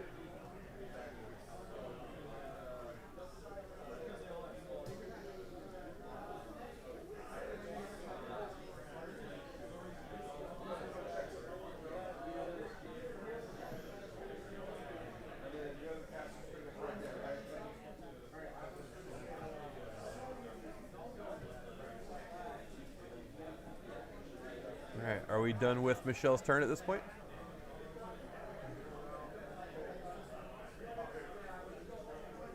Sean is updating the app right now. All right. Points. We'll go Got over. assassinate. Okay. So we'll go over to our scorecard and see what they put in. We do know Michelle got an assassinate. We know that Sean is going to be getting 10 on primaries. He still holds 3. And then Sean's also going to be getting 3 on raise the banners. See, that's the other part of this is Sean is absolutely about to take down a banner with Gaz, and Michelle can't just, that would be 4 points over the course of the game if she doesn't reestablish a banner and let Sean continue to just have 3. So she really needs to go push into that top right corner to try to keep things at parity. All right, so very close right now, 26-25, extremely close game. Again, I feel like this is going to come down to how is Michelle and Sean going to play with the fact that Sean took assassinate, Michelle took while we stand. She took assassinate too, but her while we stand is directly in the way of Sean's assassinate, and they can't both really win what they need to do there. So if Michelle continues to just try to keep all of her important stuff away, it's going to be very hard for Sean to make up that gap. If Sean manages to kill all of those characters, then it's going to be very hard for Michelle to make up that gap. So that's kind of where the game is right now. The big boss. There comes God. The big boss is on objective 6. Sean's second turn. Because Michelle just had her second turn. So we're now we're seeing. I have decided that Gazgul's new nickname is the Big Bad Booty Daddy. So we're seeing the Big Bad Booty Daddy making a beeline for Michelle's bottom left objective. And it is what it is. But I'll let you put some money on it, Tom. I'll give you good odds, whatever odds you want. If those sisters can survive Gazgul. Those are regular battle sisters. I'm gonna guess that's not a very fair fight. 5 regular battle sisters versus Gazgul in melee. That doesn't sound good. I think sisters are gonna win. Oh, I think so too, because of the way Michelle pulled this over here. So I just You mean learned the that Michelle? I got you. Yeah. I just learned that the Seraphim that she dropped down that Sean left the open for was the deciding factor Those are the last 2 shots. to kill the boys. That's a big deal. If he had gotten the green tide, this is an entirely different game. Yeah, the whole board looks completely different. That was very, very close. Cut very close in the appropriate amount of fire. Would you mind doing it with judges? Painting judges? Since I'm over here. Also, how did you figure out the best overall? How did you mix the battle points? That's sort of one of the nothing to do with win-loss. The battle points and pace points. Okay, so you just combine them? That's why I don't like the IGC rubric. They don't give you enough for pace points. Battle points is the primary factor right now. You can extrapolate it, basically add a 0 or whatever it may be. It should be times 2 in my opinion. All right, so we're seeing the 20 odd man boys unit that's still alive coming up out of that top right ruin towards the Rhino to try to. I think Sean's identified Michelle's about to push for that objective, and he wants to make sure she just can't get to it. Like, despite the fact that Sean has very little on the left side of the board, if he can clear out those Seraphim in the top left corner, Michelle doesn't have anything that can really quickly threaten his top left objective. So the one he needs to protect right now is his top right.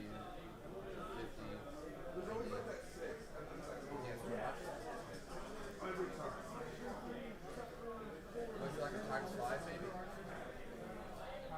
you want to multiply this by 3, 4, 5 or whatever? And then factor in for best overall? We'll use the rest of here, I think. That'll be for the matter, bro. Like, Brandon will be thinking about that. Yeah. According to the rubric, it's kind of about skill. It's about what you hit, and he hits everything. Yeah, but what's his face is going to get best painting? Okay, yeah. What's up, bud? How's the game go? You're gone?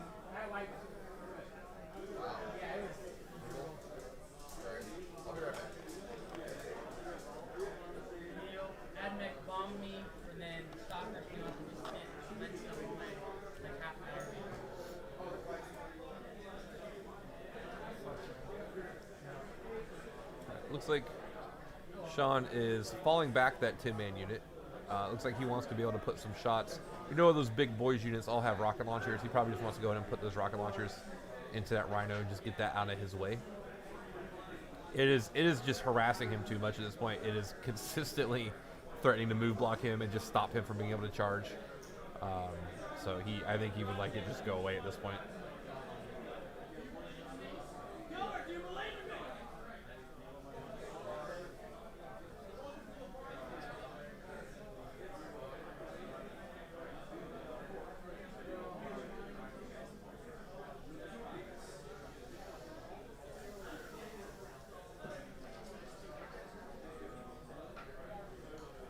Looks like there's maybe some Storm Boys that are coming out from behind the building as well. Just want to get the shots they can downfield.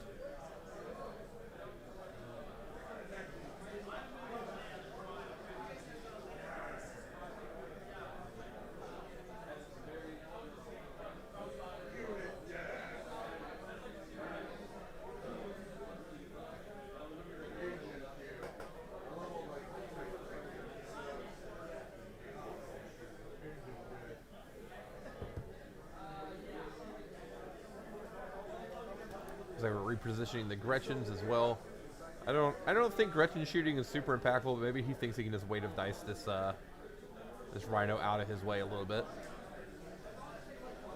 He knows that there are 3 more units to come in from reserves, so he may be trying to make sure also he's screening out. Go, girls, go.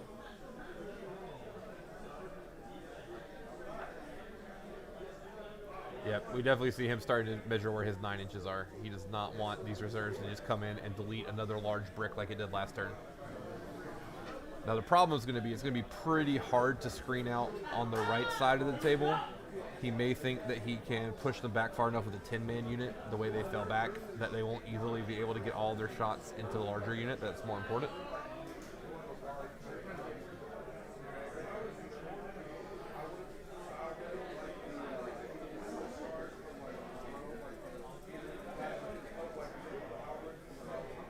All right, so we do have our first result from our other undefeated tables. So table 4, we had Matt Estrada. Yeah, Admech versus Sisters. Admech won 125. So that should be one of our matches in the to play into our top 2 undefeated next round.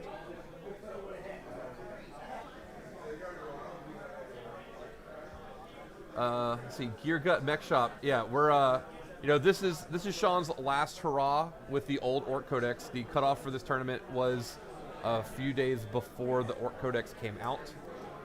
So he's playing with old Orks, but he is definitely making a show of it. 3-0 with old Orks, while our top tables are full of Drukhari and Admech. Very impressive for sure. And I'm sure Sean is very much looking forward to getting to play with some of the new toys and arguably improved toys in the new book coming forward. I just learned that Grot tanks and some Grots killed Magnus at the last table. We had Grot tanks and Grots kill Magnus. That's not a sentence that I think I've heard before.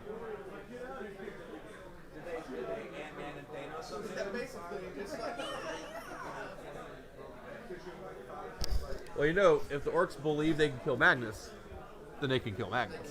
Yeah. Yeah. They complain about the whole time though with your Grots, right?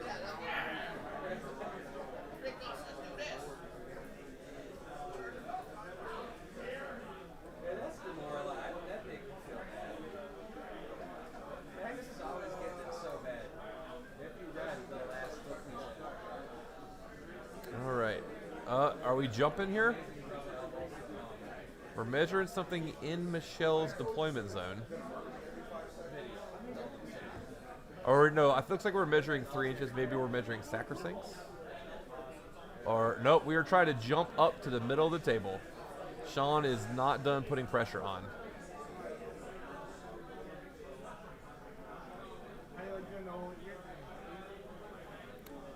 Yeah, you know what, Gear Gut? I have not really dived into the new Orks Codex very much, but it doesn't surprise me that they could do something ridiculously random, like just spiking 100 damage. So that makes That sounds very orky. That one?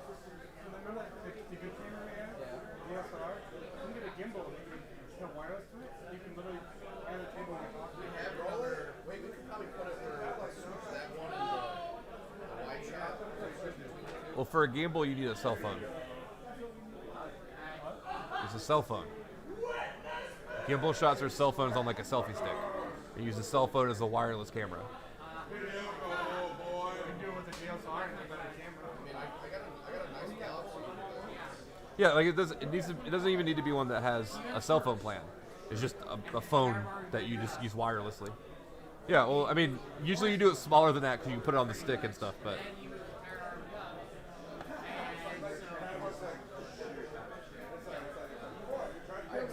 All right, so I want to see what Sean is jumping here because he was very clearly trying to measure some space that he wants to jump.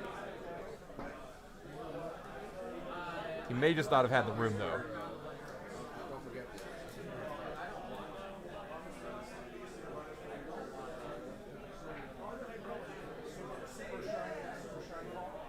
So we may be counting how many guys. We are bumping our camera. We got an earthquake. We got an orc quake.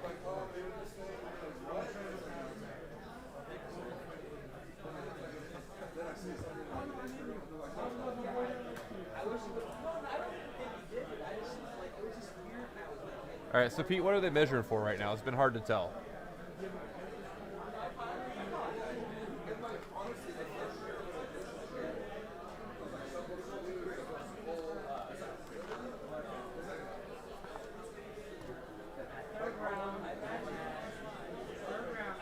He's trying to cast the jump, and it looks like he failed. But he's re-rolling the roll. And Michelle's going to block this on a 5-up. And it's a 4. So the jump with a re-roll. He's jumping the boys right now. Okay. So that may also be part of why she moved the Rhino up, is to make sure she had something with a 5-up deny in range of the weird boy. Maybe, but there's a sister squad like right next to it, which also had the range. So, Okay, all right. both. So this is, it looks like we are conceding to the table flip here. Well, maybe not. Or maybe Sean, we'll have to see where Sean wants to charge. We're assuming he's going to put those boys between the bottom middle and the bottom left objective. If he wants to go and just make sure he can take that bottom left objective, then it's basically conceding the table flip to let Michelle take his top right, and then it's going to be playing on Dawn of War instead of Hammer and Anvil. If he just goes ahead and tries to get a charge or to get set up to get into that bottom middle, that's going to make Michelle's life a lot harder for sure, because she's going to have to steal back 2 of his or just absolutely fight on that bottom middle. I don't think she wants to fight on that bottom middle because Gosgo can get over there pretty fast. I think she'd be better served trying to steal 2 of his, but that's going to be easier said than done for sure.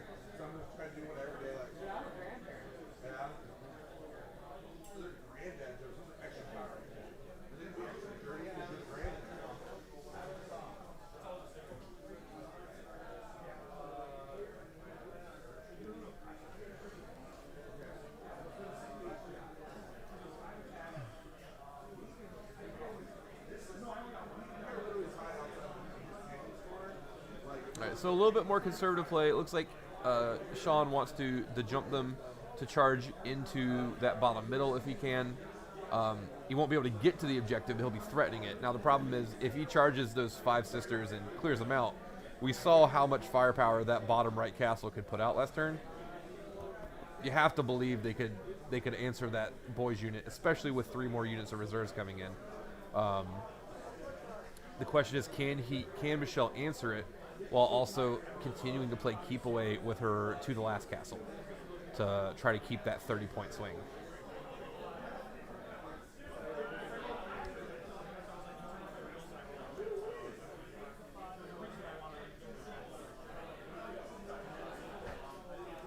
Of course, the Orks still have to make the charge. If they fail to charge down there to the 5-man sisters, then it's just not going to matter anyway. And that would probably be catastrophic for Sean at that point. We do see he's got the grots, the 21 grots or whatever, strung between the two top right objectives. So that even if Michelle kills those 10 boys in the war boss that are in front of that rhino, he's still going to hold that objective unless she can divert a lot of resources to the top.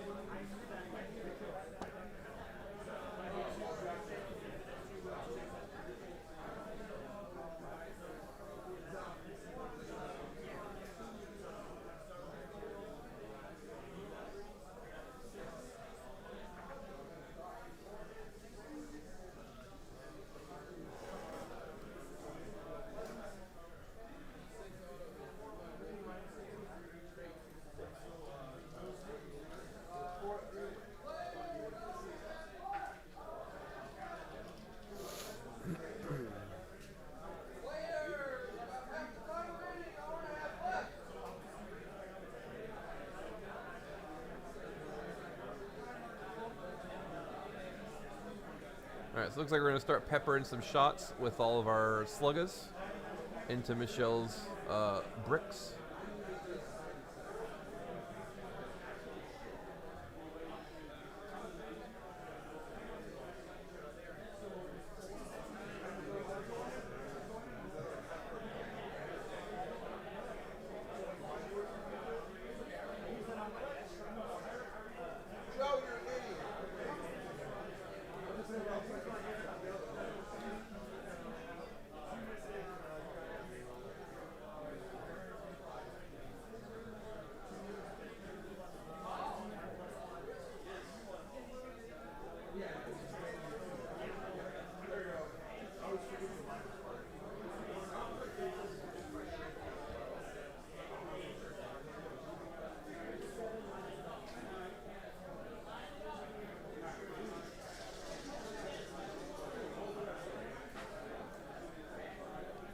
I don't know if Pete is near the table. Hopefully, when he is free, we can get an update on what is happening here.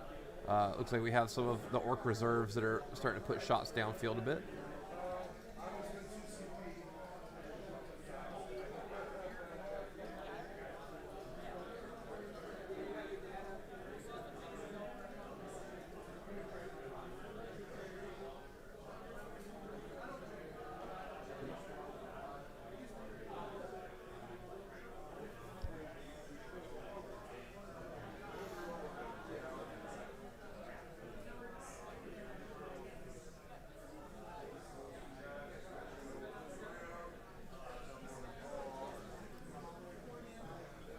Boys are shooting into the girls.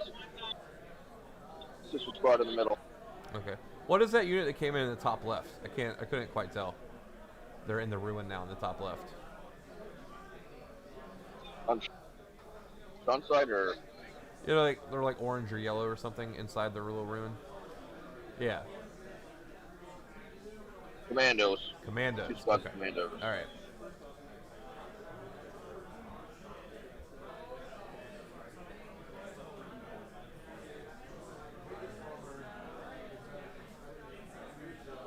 The interesting thing with the commandos, I wonder if there was any consideration for Sean to like forward deploy them into one of those craters at the beginning of the game. We know the mortifier went to the other crater, but it would have carved out a little space that he could have jumped one if he wanted to, perhaps.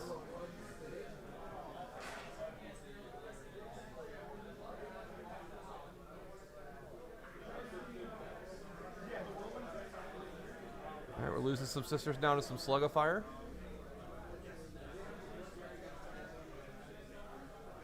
And those sisters were definitely a bit expendable. They were there to push back the jump to make sure that there was no easy charges into the heart of the While We Stand castle.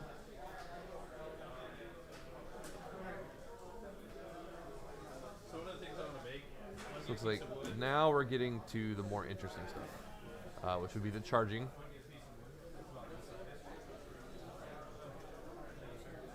Oh, no, commandos are going to shoot the Seraphim. He does need those to go away. If there's two Seraphim with hand flamers left that just get to walk around, that would be bad. It would be very bad.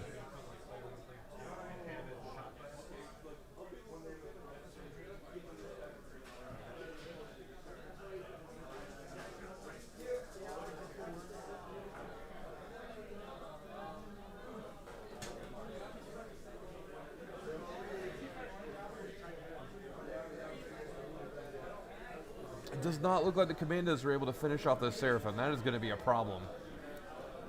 Four Hand Flamers with all the Ebon Sisters, or Ebon Chalice and Sister strats are going to do work if they could just walk around next turn.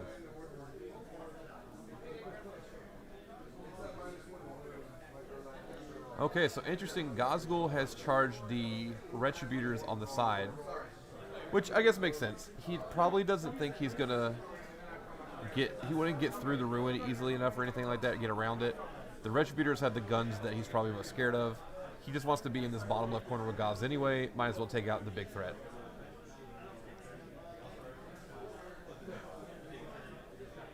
So I'm going to imagine Gaz can't walk through that ruin. Pretty sure he does not have the correct keywords to walk through those walls. It's tight fit. All right, now we're on to the big boys. Can they charge that little 3-man sister unit? See, a 1 and a 3, that's not going to do it. Re-rolling is a 2 and a 3. That is not going to do it either. That is going to be a problem. We did not get the pressure downfield where we needed it. This entire Sisters army is now free to walk up the board, and that is exactly what Sean did not need to happen.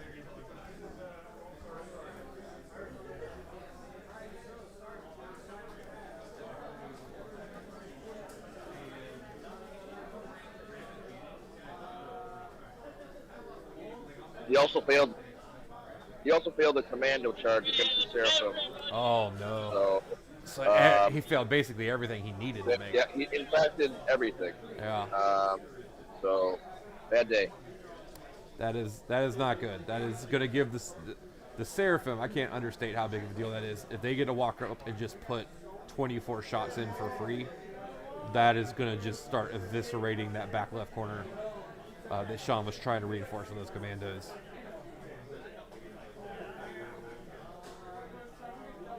Alternatively, maybe he could just ignore the commandos, fly past them, pop the plus 4-inch range and auto shots or auto 6s into the grots in the back and potentially take them off 2 objectives at the same time.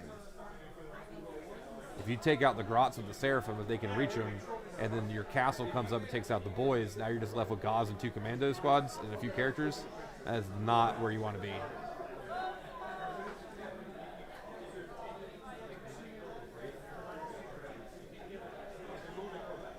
So we'll see. That was a catastrophic charge phase for Sean, unfortunately.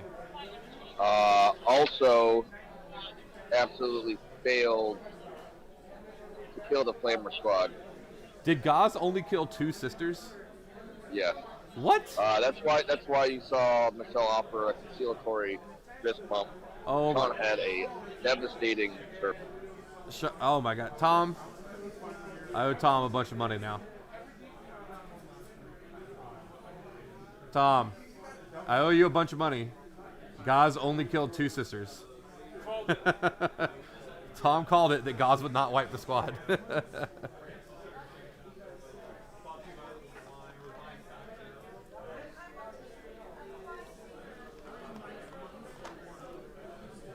All right, well, Pete, I feel confident in saying that may be the worst possible turn the Orks could have had.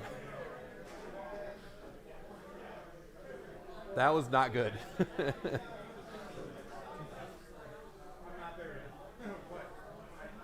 has just been a series of small tragedies for Sean. Like, Sean could still make a game of it if 1 or 2 of those things happen. If all 4 of them happen, that's bad. I mean, he basically failed to jump, had to re-roll it, barely made it. He failed his 2 big charges. Gaz did not kill the Flamer squad. To be I would say, did Sean kill anything? Did he remove any units, any whole units? Negative. Oh not my a single. God. Yep. That is bad. Yep. All right, so I see Michelle's moving. Can you ask Sean if he'll go ahead and update her score for us? Or Michelle's score for us on the app? Yep, it looks like Sean just did it prior to us asking. So I think the score's up to date right now. Not for Michelle. His score is up to date, but we need Michelle's score. Well, Michelle's going right now, so Yeah. So like she got 10 on primary, I assume, and then 3 on banners. yeah, he's updating Michelle's right. Okay. So we did get the 2 more points for engage from Sean in his turn, bringing him to 27. So very close game at the end of turn 2, but that turn 2 was just not as strong as Sean needed it to be, and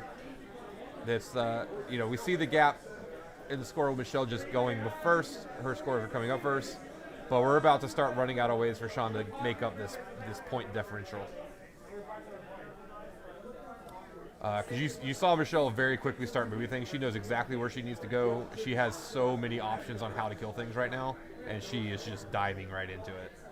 The castle of While We Stand is going to continue to cycle right on the board to stay away from, Gauze and the Storm Boys at the moment, or the Commandos. I think there's a large possibility that there are no Orc units left on the right side of this table when this turn is over. Because she is, bringing in 3 more units from reserves this turn, Pete? Yeah. A Dominion squad and a multi-Malta squad, it looks like. So only 2 units. Yeah. Dude. Okay.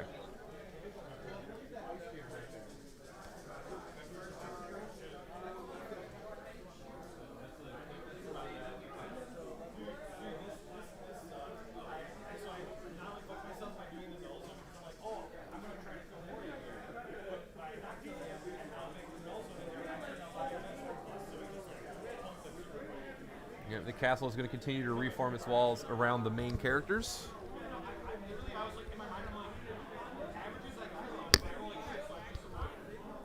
And Pete, there are 2 extra characters on the table besides the big 3. There's a Palatine and a Dogmatic. Can you let us know where those are?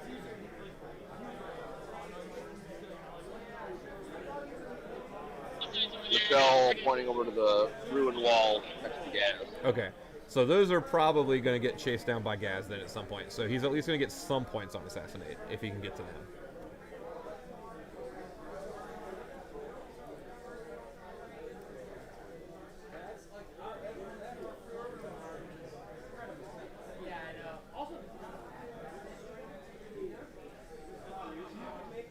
But the big 3 characters, the While We Stand characters, are surrounded by things that are not going to let Gaz get to them.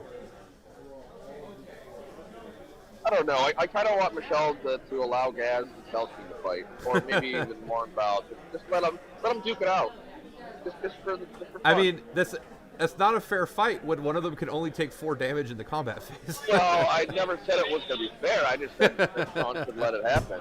Michelle should let it happen. That's an opinion you're allowed to have, Pete. Michelle owes it to Sean, I feel, after that abominable round.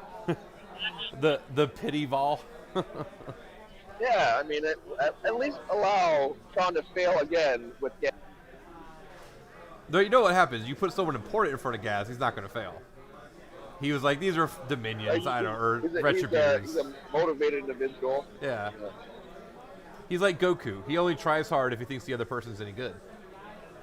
Retributors, you're just Retributors. It's whatever. I'm not gonna worry about them.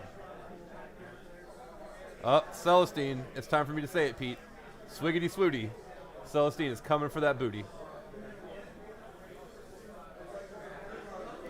Celestine is going to go and deal with these 10 boys on her own. Now, is the War Boss still up there, Pete? Up near Celestine? That's the War Boss right there. So that's probably who Celestine is going after. War Boss fell back. Oh, the War Boss fell back there. Okay. Yeah. So we're gonna deal with these. Looks like Michelle's plan maybe is to go ahead and deal with anything that can hold an objective. So we're gonna try to take out the 10 boys, the big unit of boys, maybe the big unit of Grots. I'm interested to see what she does with the Seraphim, if she tries to dive the Grots or not. Or she's just going to go ahead and focus on taking out the Commandos and get to the Grots later.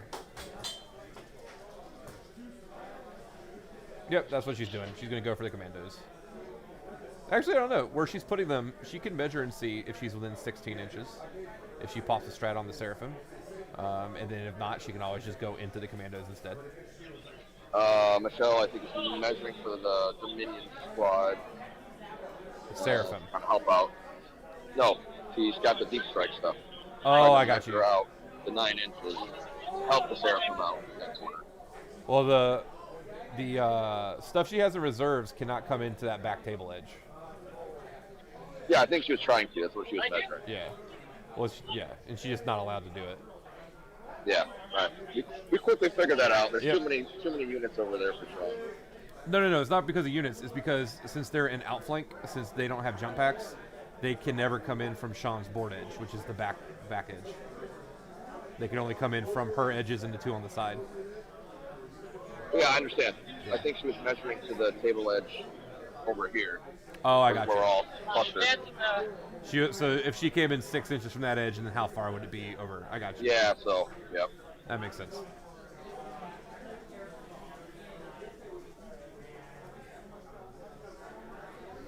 All right, so falling back away from Gaz.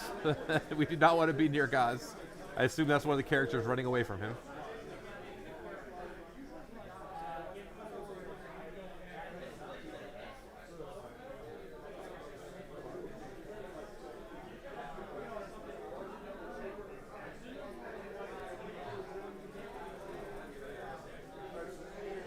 All right, now we're measuring where can we come in on the side with our Retributors and Dominions and do the most work possible.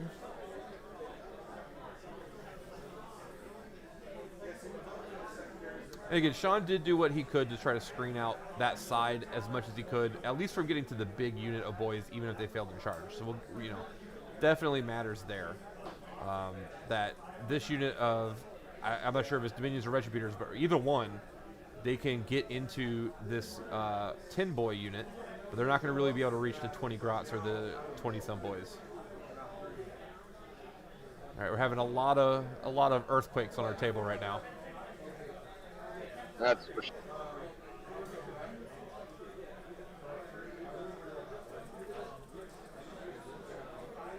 Michelle's trying to angle to get the Storm Boys back in this corner right here. Oh, there's 5 Storm Boys back there with the War Boss. Yep, 5, and then the Grot Conga the line. War Boss, and then the Grot, yeah. Everyone loves the Grot Conga line, right?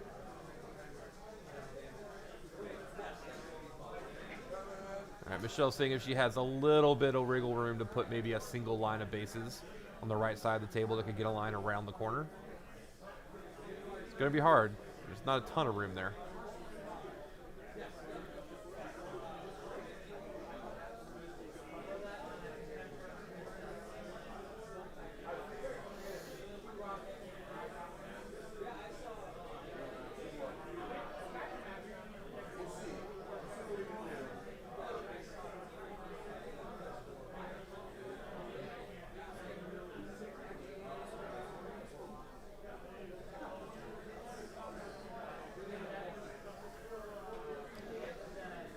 I'm still trying to figure out if there's any room there.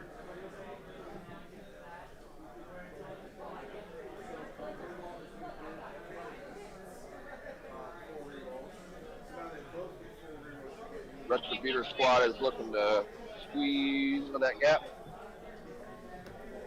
They decided there was enough room for him? Yeah, but unfortunately she might only get 1 or 2 models. It's only 1 flamer, it looks like. Okay. I mean, to be fair, 6 flamer shots into 5 Storm Boys could still do it if that's what she wants to do. Well, if she can't afford the 2 CP. She's only got 1 to make that squad. So 1 CP left. How many? What are her Miracle Dice situations? She's got a 2. She just has a 2. Okay. Correct. Not the most useful. In fact, a 2 is probably the worst dice to have. In fact, I think it might be the worst Miracle Dice number. Yeah, I think 2 is actually the worst one. I guess there are scenarios where you could use it to pass morale where you don't need, 3, but there's going to be a much more limited band of usage. Michelle has so many MSU units. I don't think morale dice is active. Yeah, she really doesn't matter about it. The only one that would ever really be worried about morale would be the 7 Sacrosanct unit. Everything else is 5 or less, or 5.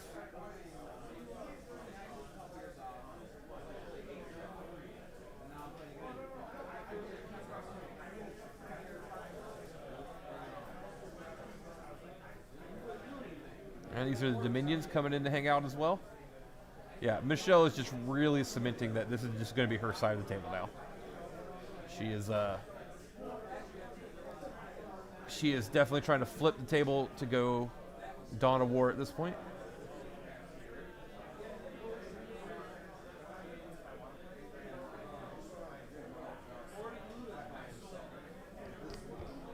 I always get this back. Is it Dawn of War?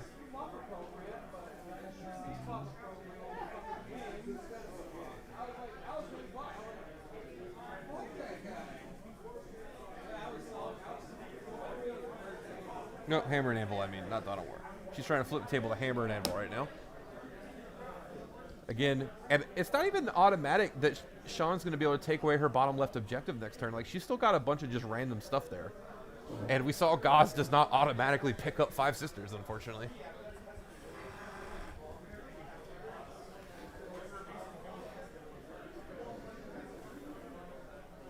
I do love her approach to Gauze in this game of just ignoring him and just letting him go do his thing.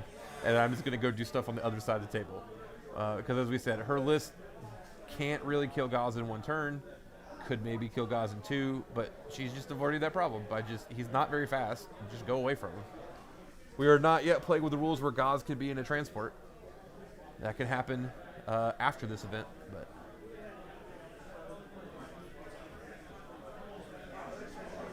I don't even know if Gauze in a transport is good, but it sounds terrifying. I just imagine like Gauze in a truck just driving the truck by himself straight into the enemy forces. Although I think, what is it? He's got to be in like a battle wagon.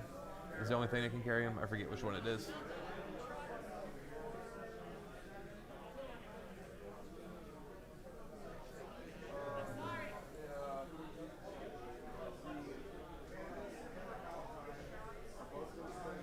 All right, looks like we're about to get to Michelle's shooting phase.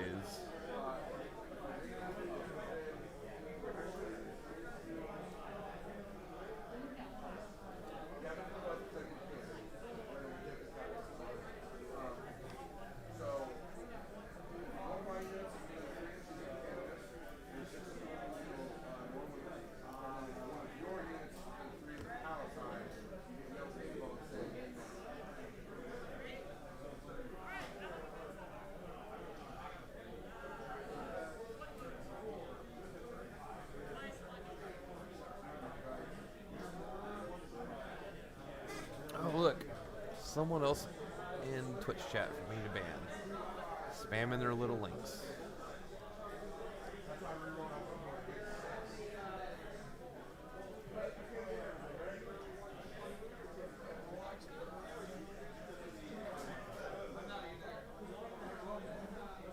Are you cool doing a warm up?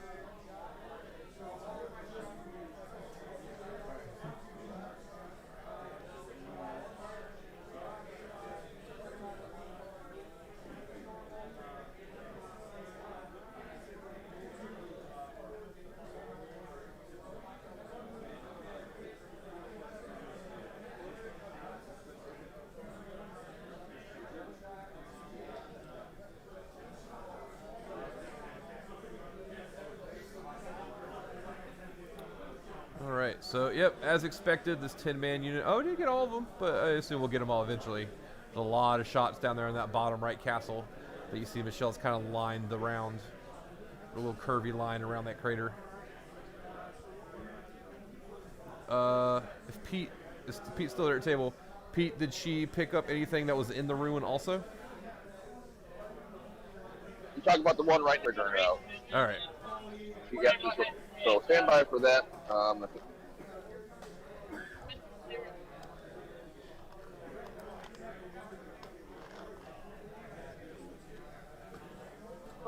Flamer into the Storm Boys. Not great. One wound in the Storm Boys.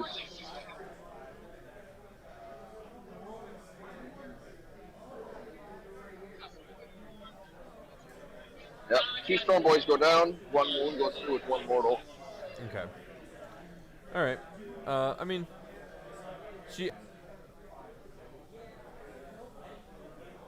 was never super likely to kill all the Storm Boys with a single person.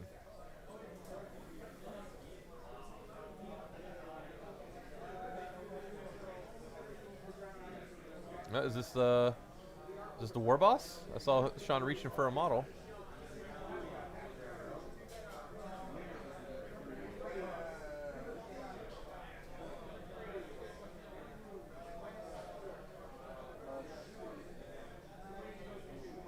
All right, Pete, was that the war boss or was that more Storm Boys? A couple Storm Boys left. It's like V4. So that was not the war boss that got pulled off the table? No, that is the war boss that got pulled Okay. off, and then All he's right. got four Storm Boys. Okay. So that means there's no real melee threat left on that side of the table outside just weight of attacks from that big boys unit in the middle. Yeah, correct.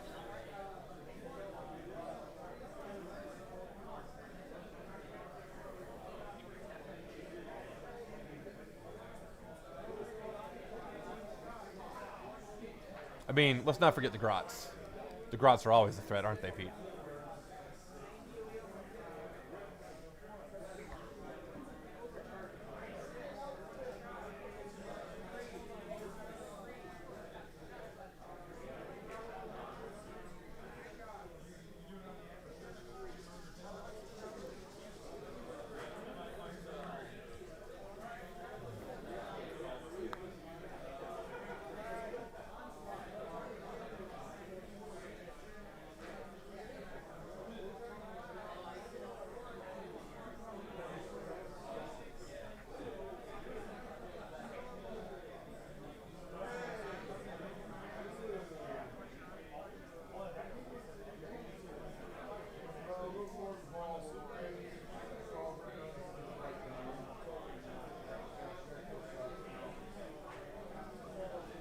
All right, looks like Michelle's off camera rolling a bunch of dice in a dice tray. So well, maybe not a bunch. She only killed one Grot there.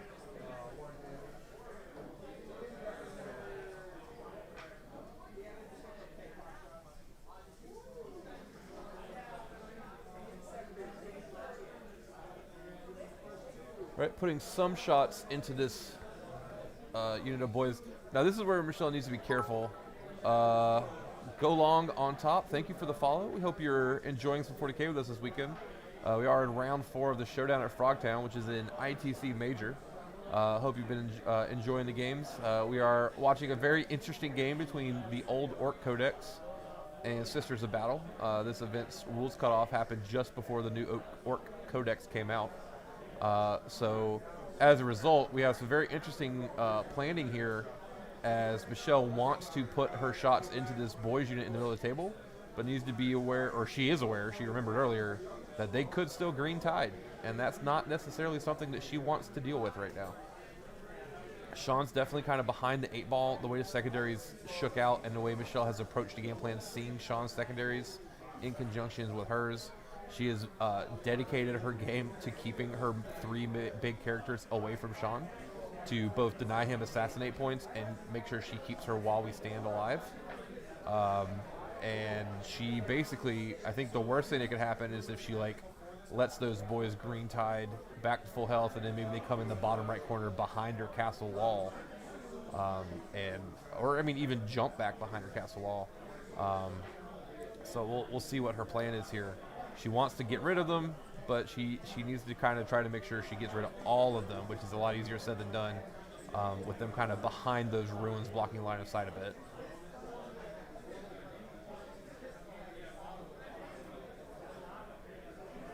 All right, looks like our left side, we still have some units down the left side holding this bottom objective for as long as we can against Gazgul. And they're going to take their shots while they can and start whittling down some of these 5-man units that Sean has over on the left.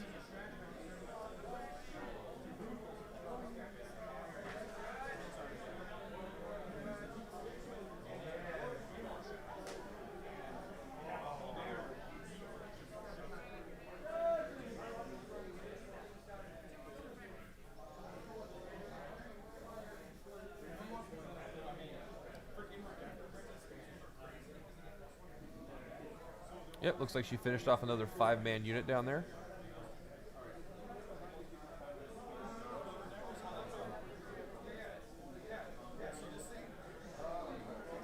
All right, starting to try to Measure what can we get into there? It looks like she may be measuring Celestine's Flamer, seeing if she can whittle some stuff down. We're sorry for the table shaking. We're now dealing with stuff in the middle of the table, so players have to keep leaning over the table and are bumping into it a lot. So we apologize for that.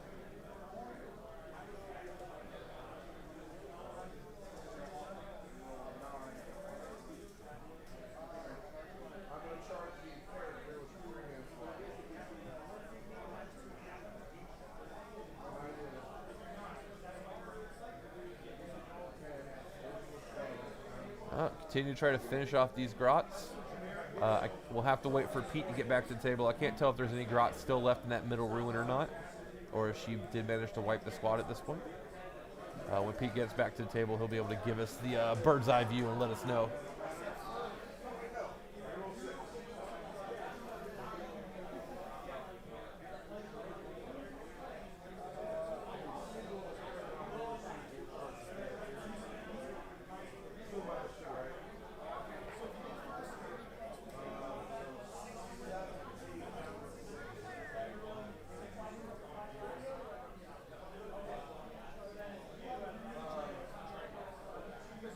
Looks like we're just going to put some pot shots into Gaz, see if we can start plinking away. He does have that 4 damage at phase cap, so any like just extra damage that can't go anywhere else, getting into Gaz would be pretty useful. That may be the Flamer Retributor unit that has a single multi-melta, and that multi-melta just popping a shot down phase would be pretty useful.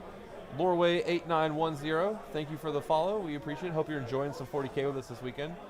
I'm going to assume there is a relation as we are watching Sean Lorway play Orks right now into Michelle's sisters here in round 4, both vying to get into one of the last 2 matches in round 5 to determine we will have 2 undefeated players. So we're trying to see if these guys are both competing for a spot in one of those matches to be undefeated at the end of the tournament. The Harridan is still alive and has been killing Dread Claws. I see over there at the table, so that's good news for us. The Harridan hero that we need this weekend, since the Fortress died.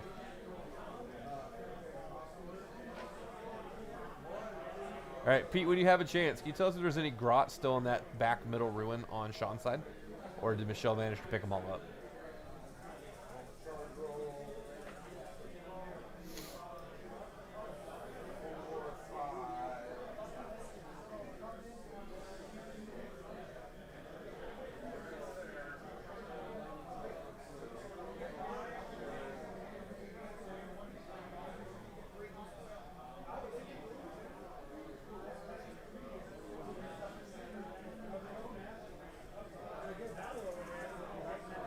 So our Seraphim are going to be putting their Flamers into those Commandos.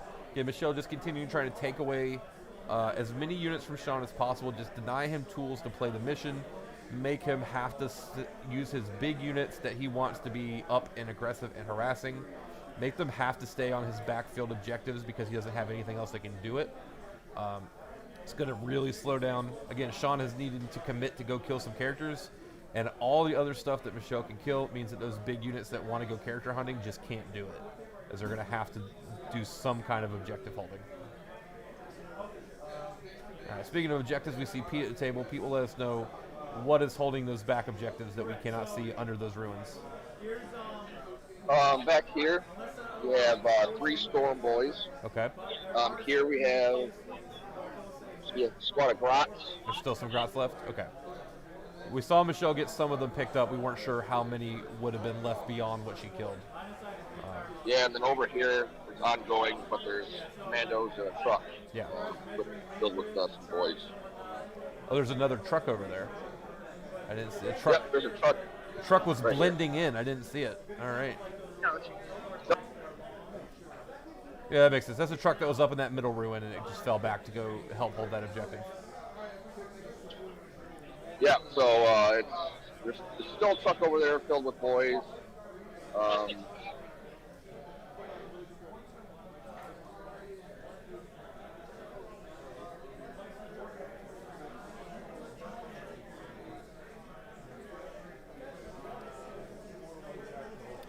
right, looks like Seraphim are continuing to do work and just removing Commandos. Again, just taking away all of Sean's options to play the mission, make him have to. She's really dictating that he's going to have to do something with that big unit that he just doesn't want to do.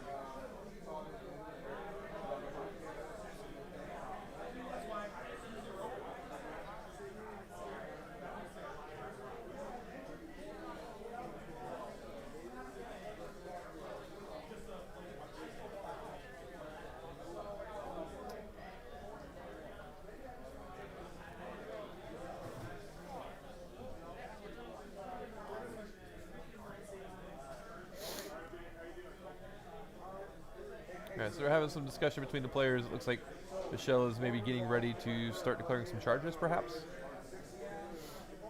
Yep, Celestine charging right now. Looks, yeah, just really short charge into that boy squad. The Ruin. The big one. Michelle, there's only 3 in there. The Storm Boys. Okay. Yep. Michelle decided to string the Gemini over to the Storm Boys. Celestine going into the boy squad. Yeah, so I assume she's still wanting to keep them in range of a Sacrosanct. So. Yeah. And I think the Sacrosancts are going to charge the boy squad to get them back in.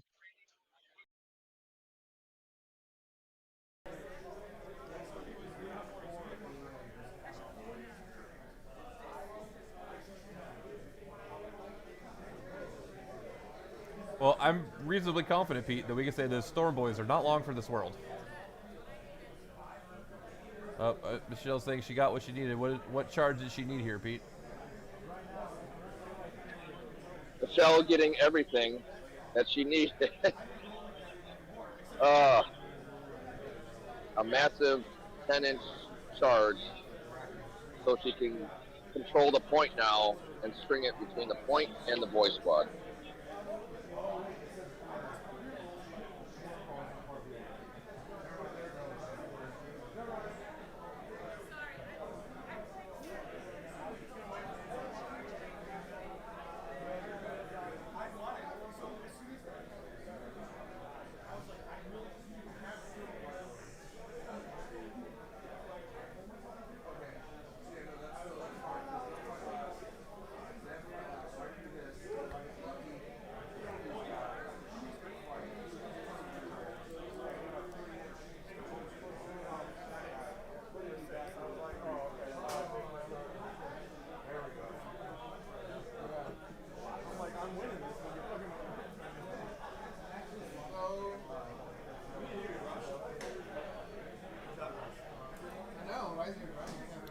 So Michelle's really just completely solidified at this point. Using the charge phase as a second movement phase, she has completely solidified that this has now gone to Hammer and Anvil. She has completely flipped the table, although she's still holding that bottom left quadrant for the time being. So we're in this weird predicament. If Gauze cannot just kill everything that's down there, Michelle's going to get her first 15. Since Michelle's going first, that's going to give her the opportunity to actually max out her 45, as she's not likely to get 15 again after next turn. So it's really putting the pressure on Sean to have to find a way to kill everything in that bottom left corner. This is Michelle's right now definitely got a lead on secondaries just with her ability to control Sean's assassinate score. So we're gonna see here if Sean is able to kind of wrest control the primary back. He needs to be able to, It's going to be very hard if he loses on primary. It's going to be hard if he ties on primary. But if he loses on primary, that's going to make this game very difficult.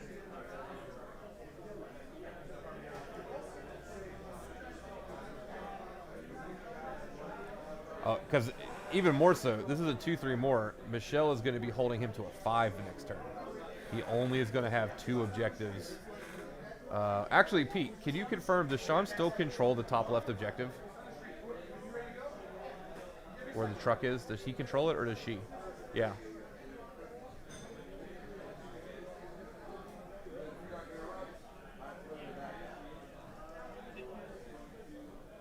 Well, right now, Sean has objective secured with the 2 commandos, but Michelle is going to kill those commandos, so...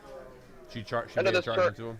Okay. Yeah, end of this turn, Michelle will control that. Unless the rolls go way, way, way bad. So she's going to be holding Sean to a 0 potentially then. That is catastrophic for Sean, for sure. Again, Sean gets to go second, so he's going to get a chance to get a 15 at the end. Right now, I'm not even sure Sean's going to have enough things left to get a 15 at the end, so that's not going to be easy. He's gapped out this turn, I think.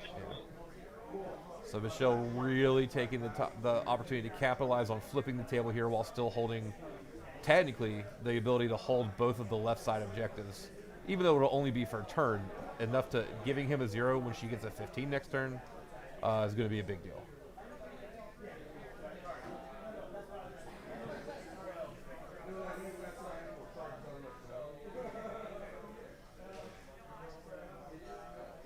Even if she doesn't get a 15, if she manages to hold it to a 0, his max primary at that point would be 35. While she could pretty easily get a 40. And again, being behind on primary from this position is just not gonna be an easy hole to dig out of for him, especially as he's just bleeding units.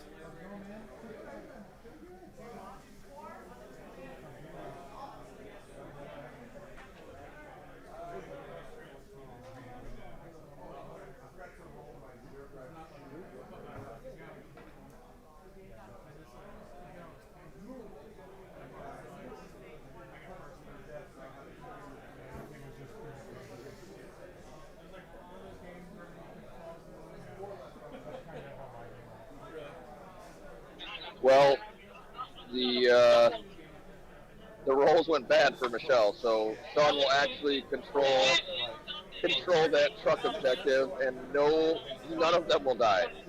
Wow, that is a big deal for sure. That means that he still has the option or the opportunity to fight for parity on primary. So that's a big deal for sure. Doesn't make it easy, doesn't make it automatic, but that's giving him an opportunity. All right, so we are coming into those 5 minutes, or whatever's left of those boys. Looks like there's 2 boys that are left in that ruin. We are piling in 3. They're dead. That was, well, the problem is Michelle, I don't think even really cared about killing them. It just gave her entire army an opportunity to slingshot past them towards that top right objective, which is exactly what she needed to do. Just using the charge phase as an extra movement phase. We saw how, like, she barely left anything in combat with that unit, and everything flew past it. We're not even, Sean's not even rolling. Yeah, offering to remove the 3 boys. Celestine's there, doesn't matter. They're not surviving Celestine. My game 2 weeks ago, Celestine went into an infiltrator, incursor squad, and I ended up transhumaning them with a 5-up feel no pain strat, and she only killed 2 infiltrators on the up. I mean, killing Celestine in her combat phase with the double blades. Blades. That sounds completely reasonable though. If you've got like 3 buffs on your incursors, 3 buff 2 wound Marines with a 3-up natural save are probably going to have a much better chance surviving Celestine than 3 regular boys. I know, but I still like telling that story because it's basically a troop choice killing Celestine and her girls. Not who normally gets to win that fight for sure.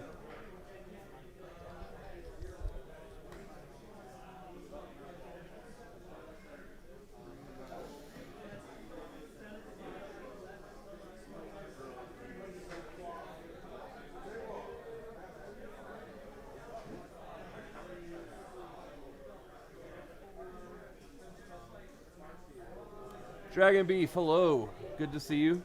Hope you're having a good weekend. We are using the old Orc Codex. The rules cutoff that was posted for this event was actually like 2 days before the Codex came out. So it just missed the deadline. But that makes Sean going 3-0 on day one with Orcs even more impressive in my eyes. That he, this tournament is rife with Drukari and Admech, and he has still managed to pull his way to the top. 3-0, still has a good shot at 4-1. So very impressive showing from the old Orc Codex.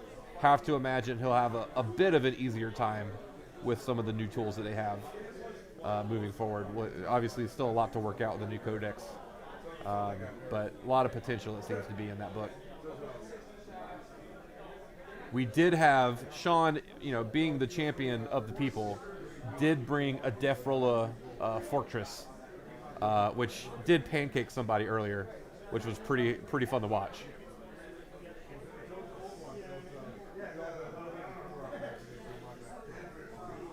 Michelle has played a very masterful game to this point.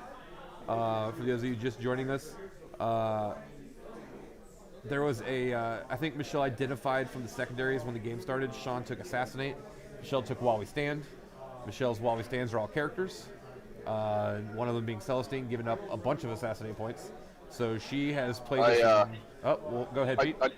I talked to Sean about his secondary choices, and he's like, I chose Assassinate just for Celestine because him or her and the Gemini give up 9 points. Yeah. I took.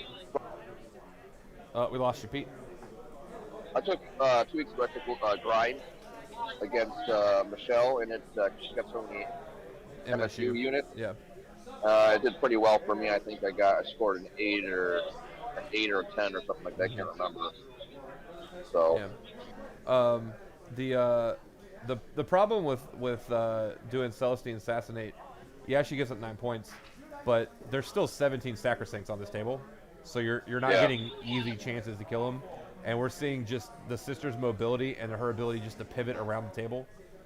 She's just really been exploiting the fact that it's really 30 points for her to keep those people away from Sean. She's getting 15. He's getting almost 0. Sacrosancts are pretty darn tough unless you get a full boy squad. Yeah, and there's enough ruins on this table that she does not. Up. Yeah, and there's enough ruins on this table that this is not the new Orc Codex. There are no squig buggies yet. There's no indirect in the Orc list.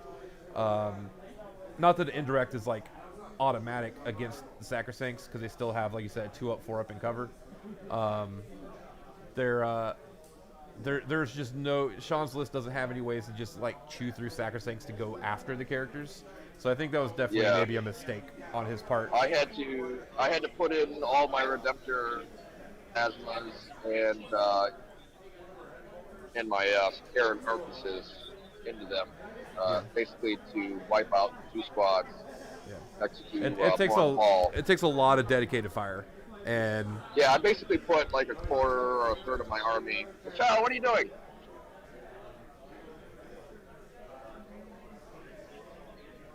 We're good. So yeah, I mean, like I put hundreds and hundreds of points just to kill 2 Sacrosanct squads to get some shots in the Morn Ball. And even then, she's basically like she's a tank herself. So I mean, it's a lot of work for very little value to kill her HQs.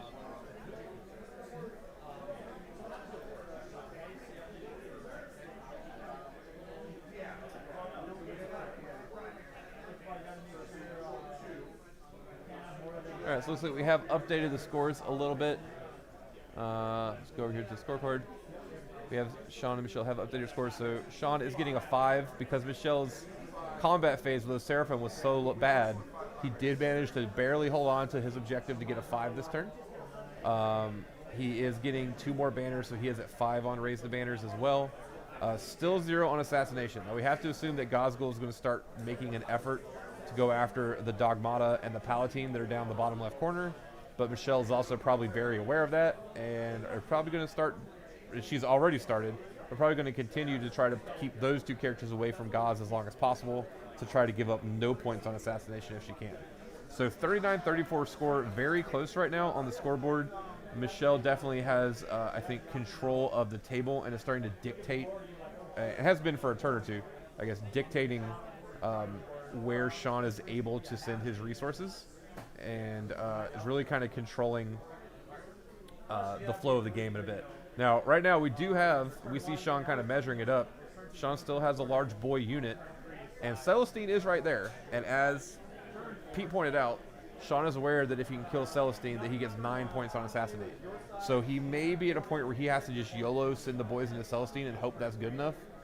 It's not going to be easy. That's a lot of people attacking someone with a 2-up save.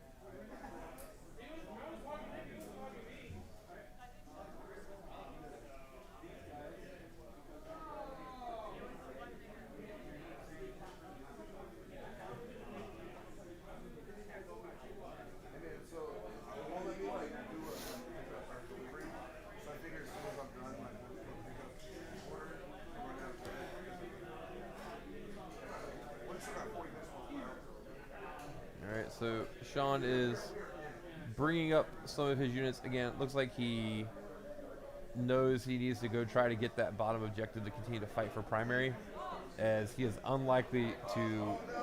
His 20 boys are not very likely to survive. Even if they go after Celestine and kill her, they're not likely to survive everything else that Michelle has on the right side of the table. So I think Sean is accepting he needs to try to flip the table as well right now, moving some other things downfield. Gauze, surprisingly, backed up a little bit. Gauze may just realize that because of the position of that ruin and his inability to go through it, he can't go after the characters right now, and so maybe he's just bringing them back to try to fight for the middle of the table. We'll see what Gauze chooses to do. That's not the stuff down there that Gauze wants to be dealing with, trying to chase characters through a wall that he can't move through. That is not his ideal board presence.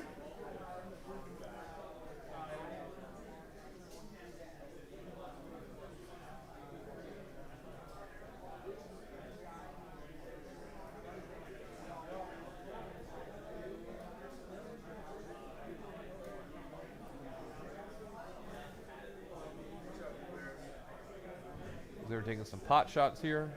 Some stuff on the left side of the table.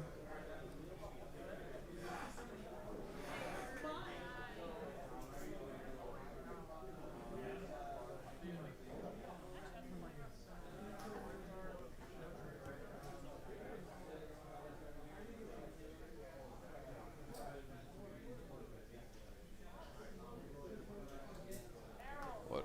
Oh, Perils on the Warp Boy, or on the Weird Boy.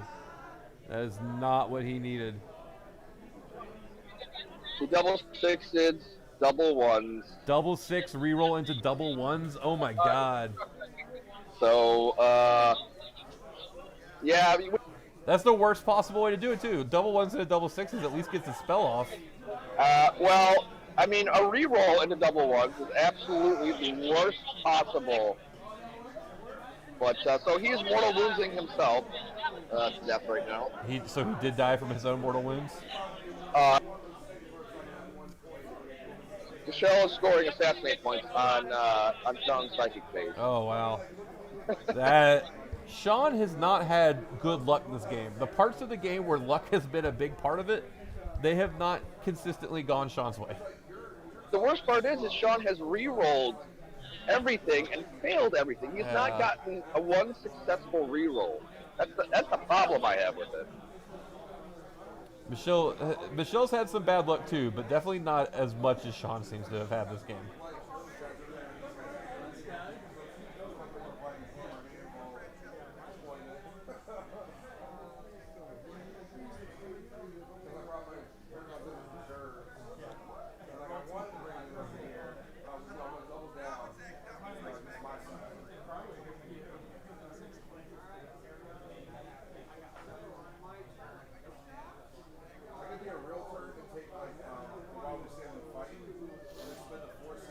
Getting a few more pot shots here.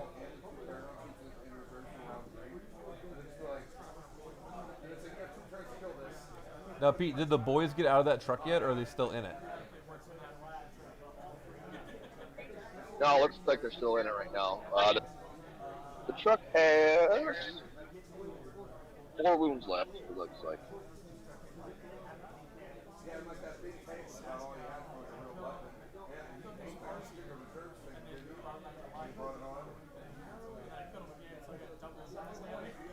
All right, so these boys trying to shoot Jim and a Superior, or there's some sacrosancts up there trying to shoot?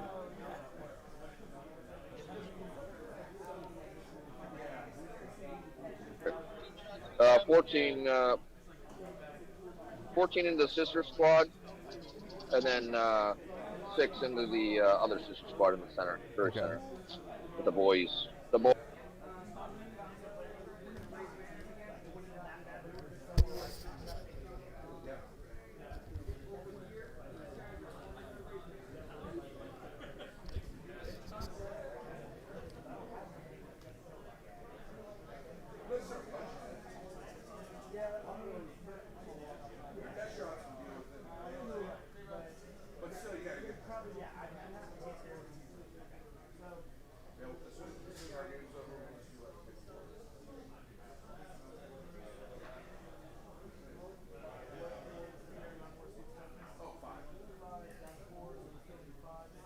All right, there goes some of the sisters.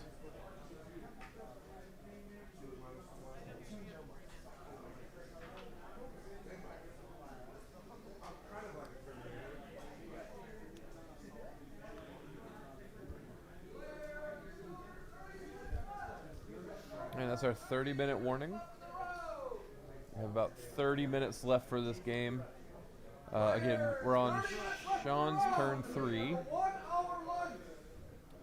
So we should easily be able to get through turn 4, and I'm not sure there's going to be enough stuff to make turn 5 take very long, so we'll see what happens when we get there.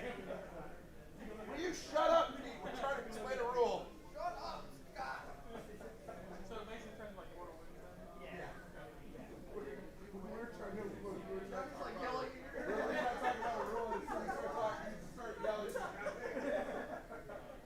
All right, we're good.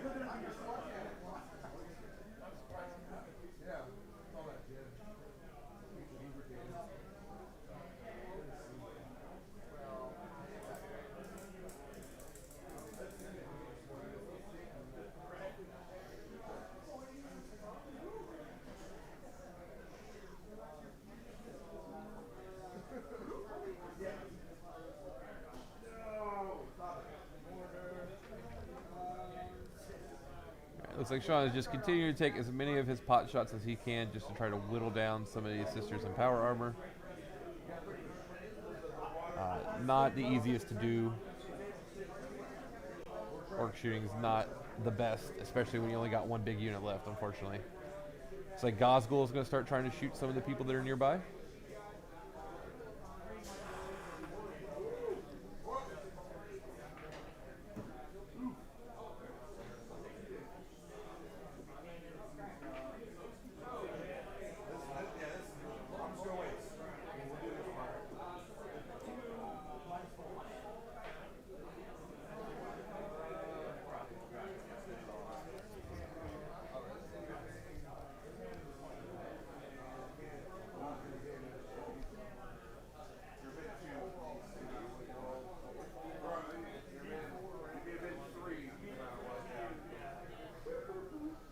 Alright, we finally got rid of those Retributors over there that have been harassing Sean for 2 turns since Gaz had not been able to take them out.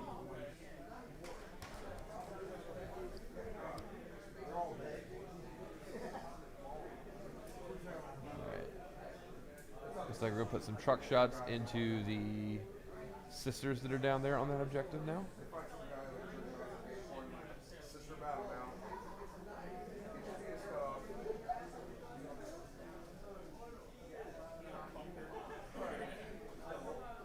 Or these may be charges. Okay, so we had Gauze charge into something that's up in the ruins. We had the Storm Boys charge the Seraphim.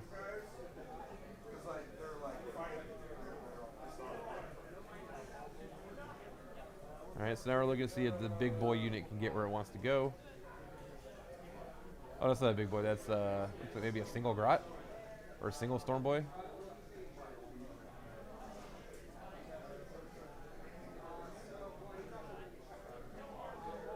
All right, so it wanted to soak any Overwatch from Celestine's Flamer. Now the big unit is coming in. Looks like they made it. Big unit into Celestine. He's going to try to get these 9 points right now. Again, not the easiest thing to do. I did like how Sean charged with something that was around the wall while Celestine wasn't touching it, just to make sure that she didn't get a chance to Overwatch anything at all. So we'll see if we can wait attacks here. It sounds like Sean did not get any of his buffs to go off, unfortunately, with re-rolling that into a 1. So I'm going to imagine these boys are not warpathed, which is not, doesn't make this easier for sure. So we'll see, is there enough wave of attacks here to mow down Celestine with our Choppas?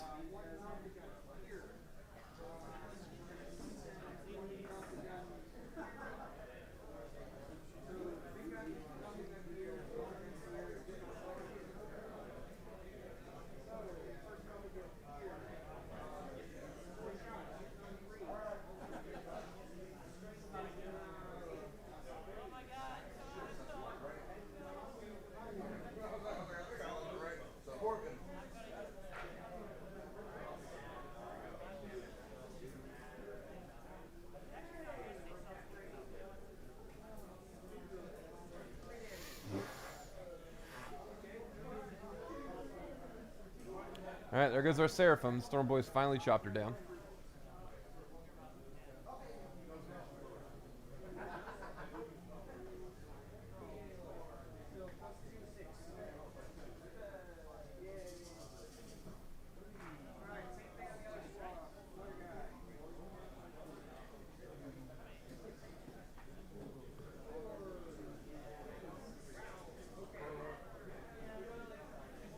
So Peter, these attacks into Celestine now?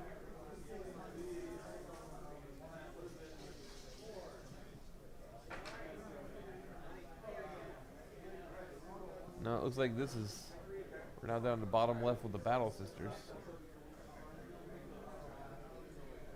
So Gauze we had strung the Battle Sisters up to protect from, looks like maybe the Sacrosancts behind. So that was Gauze into the normal Battle Sisters. They are gone now. That went much better than the Retributor attack.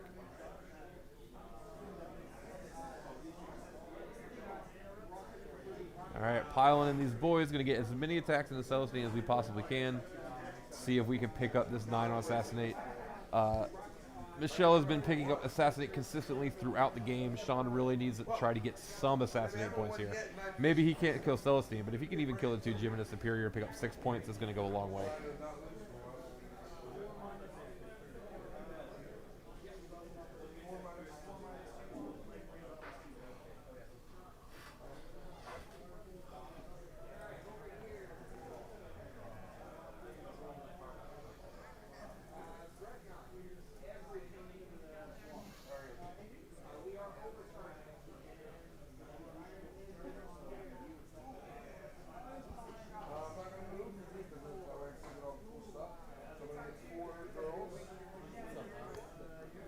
So this is our painting thing.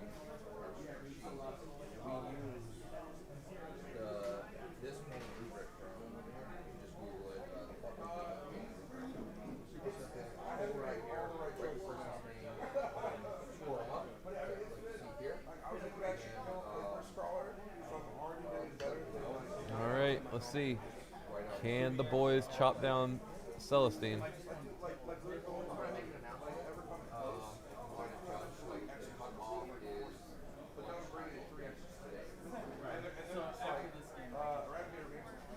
Yeah, I mean, I don't know how many are left, so I know Snigs and another guy need to be judged.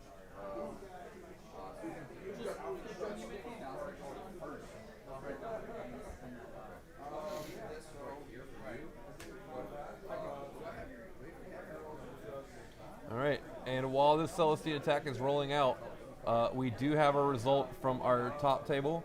David Timms with the Castellan Admech did overcome Kramer Doyle's Drukari 82-62. So we do have undefeated Admech in our last round. That's my number. We know that we had Matt Estrada with Admech over Sisters 100-25. So we have 2 undefeated Admech into our last round.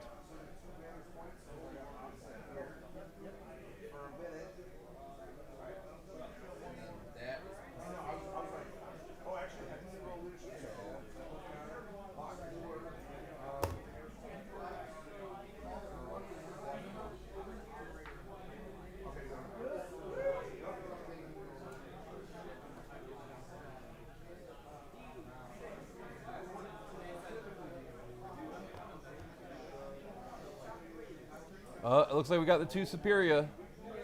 I don't think that was Celestine, but that is going to get 6 points at the very least, which is what Sean needed. Now the problem is, how many Orks survive this?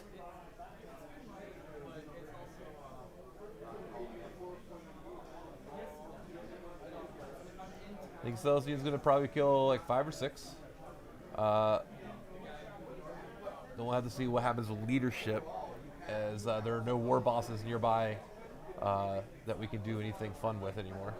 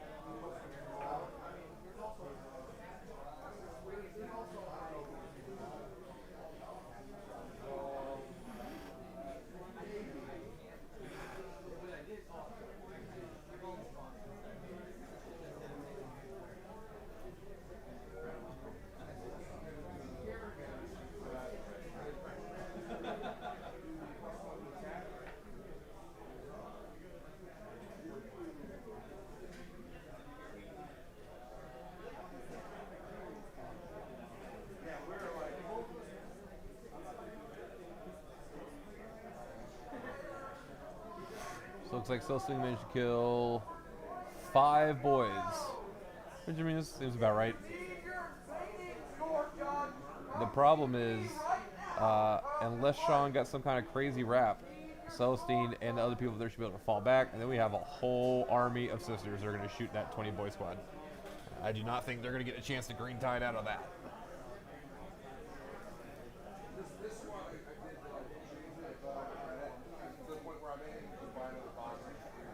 Oh, Gazgul finally took a damage. Look at that.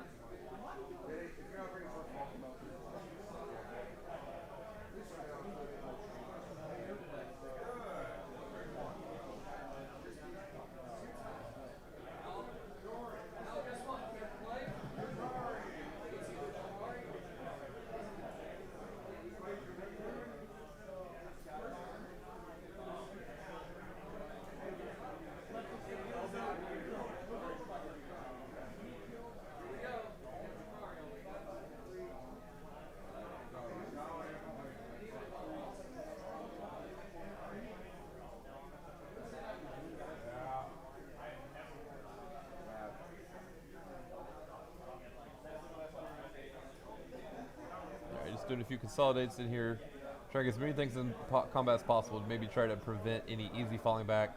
Celestine obviously will fly. It's going to be real hard to stop her.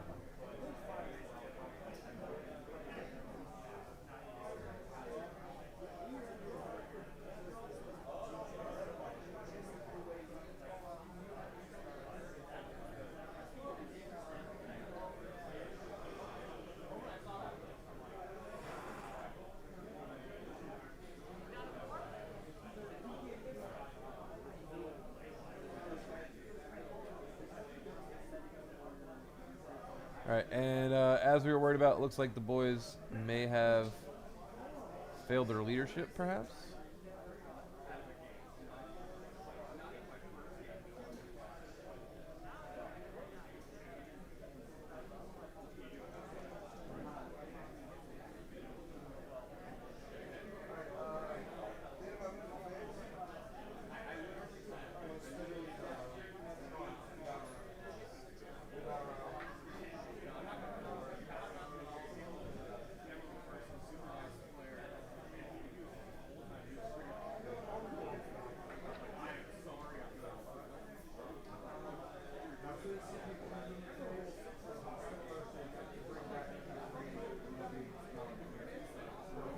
I'm not sure if it looks like maybe instead of leadership, there was. It's hard to tell without Pete there. There may be more attacks from the boys going into something different besides Celestine, or maybe something else came down and killed those two Jimina Superior first. So it looks like we did just put some damage on Celestine. So maybe those were regular boy attacks into her.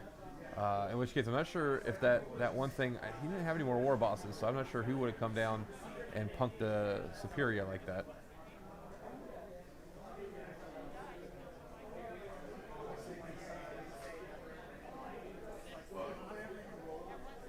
Alright, so we're over to Michelle's turn. We did get some assassinate points for Sean. I'm sure he'll be putting that into the scorecard in a moment.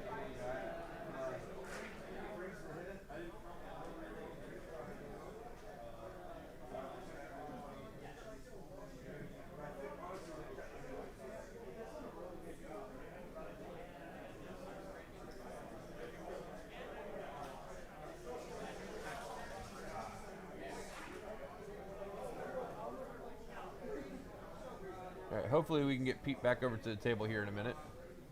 He can give us a summary of what happened in that top right corner.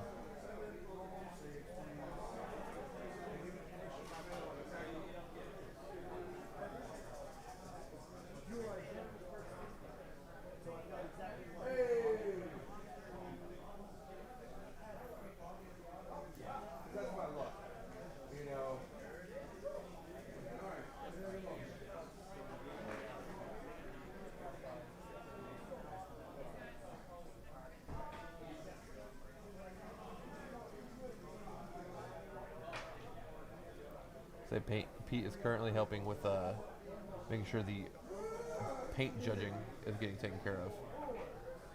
Pete is wearing a mini hat this weekend as our TO and our table boss. Hard to do it all, but we appreciate all the help he does, all the work he does organizing these tournaments for us. All right, so it looks like the sisters fell back, so there's definitely about to be a bunch of shots into those boys for sure.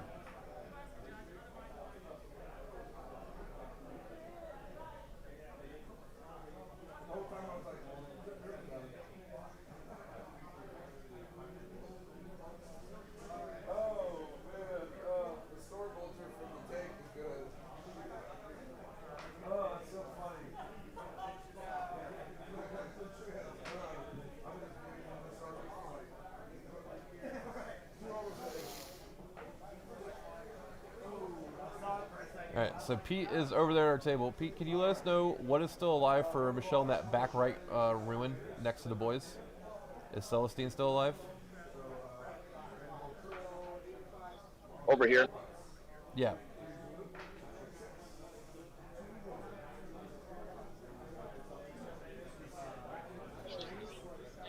So, Sean has 3 storm boys and a ton of boys, and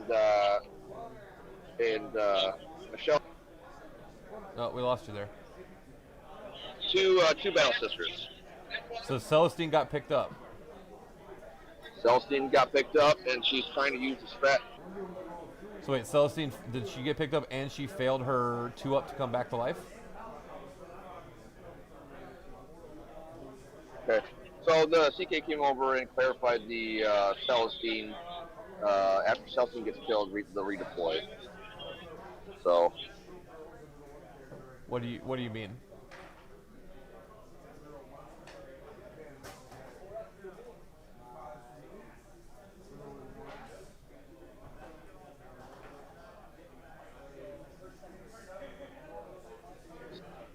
Sean is picking up 9 points for Celestine.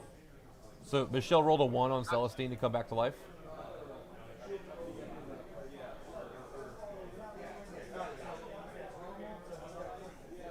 I'm sorry, so it's just the Gemini died. Celestine has not. So okay. Sean is at 6 for assassinate right now. That I was so confused. I was like, how would what happened to Celestine?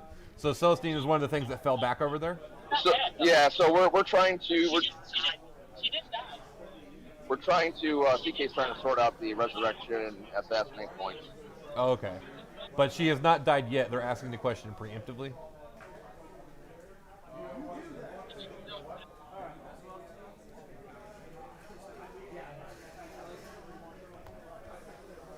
Okay. So Celestine did not die. She went.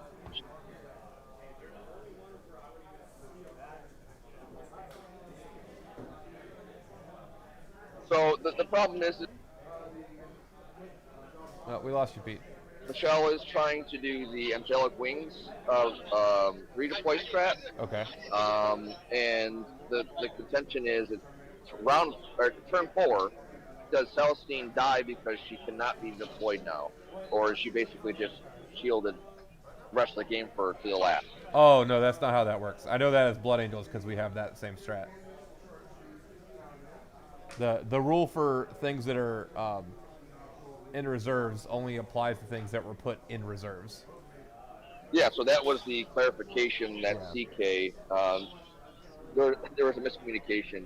CK thought that Celestine had actually physically died, and she did not.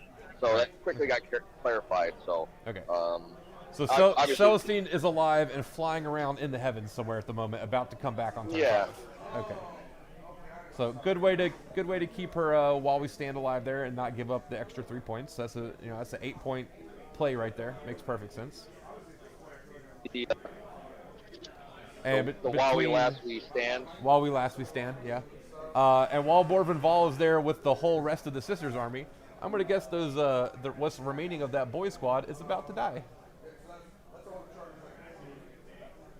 It's not looking good for Sean's boy squad over here. Yeah. I think Michelle is this turn going to officially say the side of the table is mine.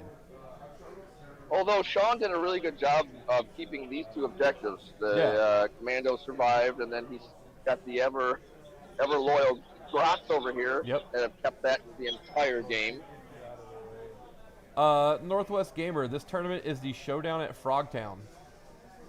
We are I think we ended up with 59 players, so we are an ITC major. 60, yeah, 60. So we ended up with 60 players? Call. 60, yeah. Okay.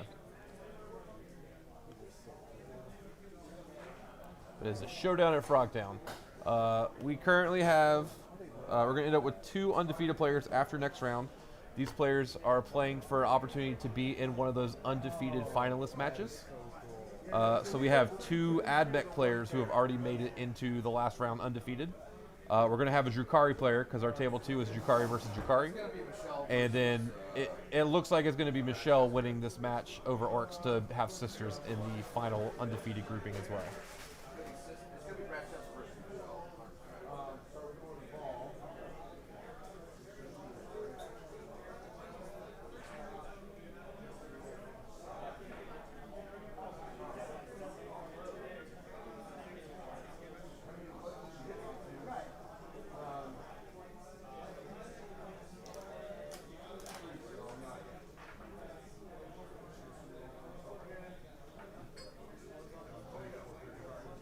We are beginning to pick up the boys as we go.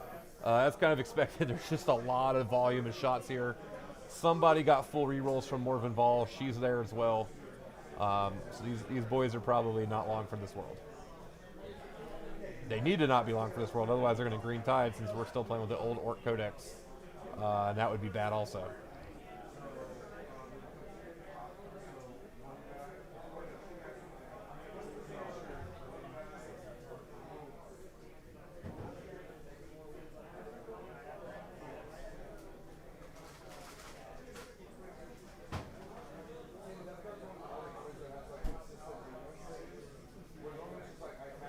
Alright, more boys just being picked off. Looks like we're down to maybe 3 or 4 left, and then I think Pete said there was like 3 Storm boys behind that wall in that building.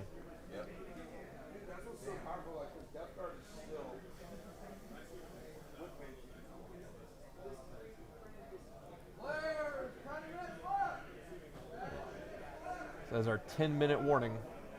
10 minutes left in this round. Looks like we're probably only going to finish turn 4 in this game, but I think that's going to be plenty enough to decide it.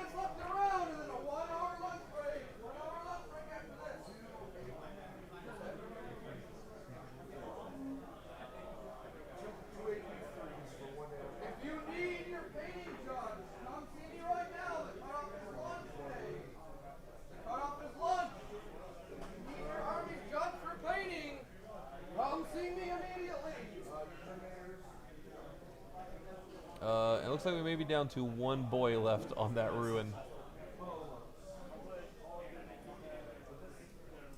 Again, this should be pretty academic for the boys. There's just so many shots down there on that middle right. Yep, there we go. They're gone. When Pete gets a chance, he'll tell us if there's any Storm Boys left, or if that's what we just picked up. But even if they're Storm Boys, I don't think they're likely to survive the charges from those two units.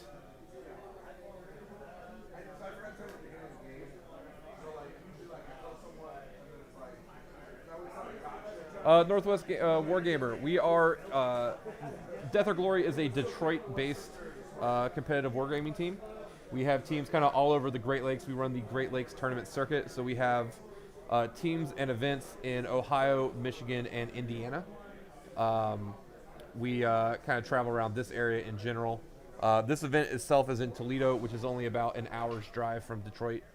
So we run, these are kind of our two main stomping grounds, is Detroit and Toledo. We love to come down to Toledo as they have the Gentlemen's Wargaming team down here. Brad Chester's down here. They're good friends with us. We love to see them at our events. So it's nice. We're probably not as well spoken of as the Florida metagame or the Texas metagame, but we have a very, very strong suite of players up here in the Great Lakes area that have been gaining a lot of notoriety over the last year or so, or I guess not year or so, last 6 months since we can start playing games again. So we're very happy with the community and metagame that we've started to develop up here. Yeah, I mean, we launched Motor City Mayhem. Year one was a major, 109 players. And we got the Michigan GT got up to 160 players for their 40K singles, which is massive. That was like in 24 hours. It sold out.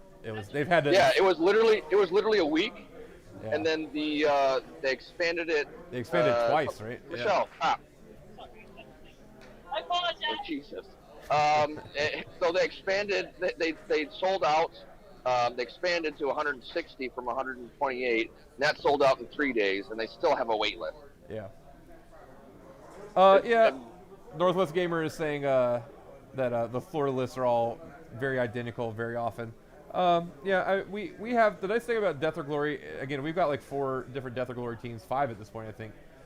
Each team kind of has their own little like team metagame, so very rarely do we see completely identical things across our Death or Glory metagame. Then obviously there's a lot of people who aren't in Death or Glory that bring some really cool ideas here.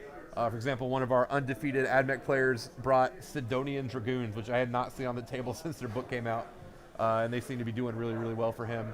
I think we're up to about 40 DOG guys at this point. Yeah. 40 to 50. And Sean and Michelle are both affiliated with DOG. Sean brought a kill tank, which is super awesome. Michelle's playing Valorous Heart, which I haven't seen anybody do. So it's really, as they say, steel sharpens steel.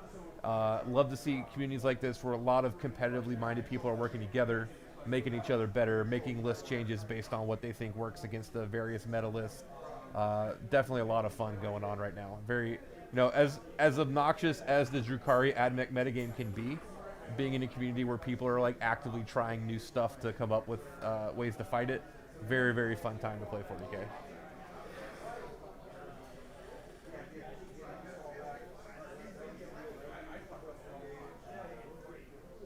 All right, looks like our Rhino charged the Storm Boys to get some extra movement out of there.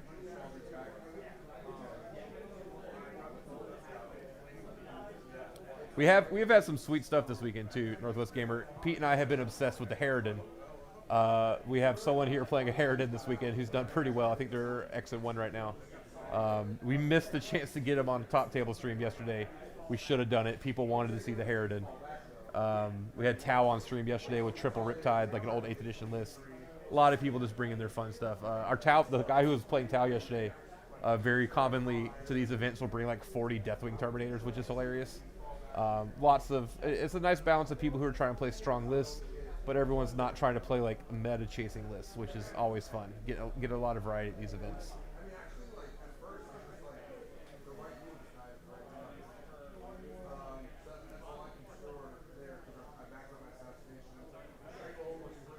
Yeah, we have. I wish we had.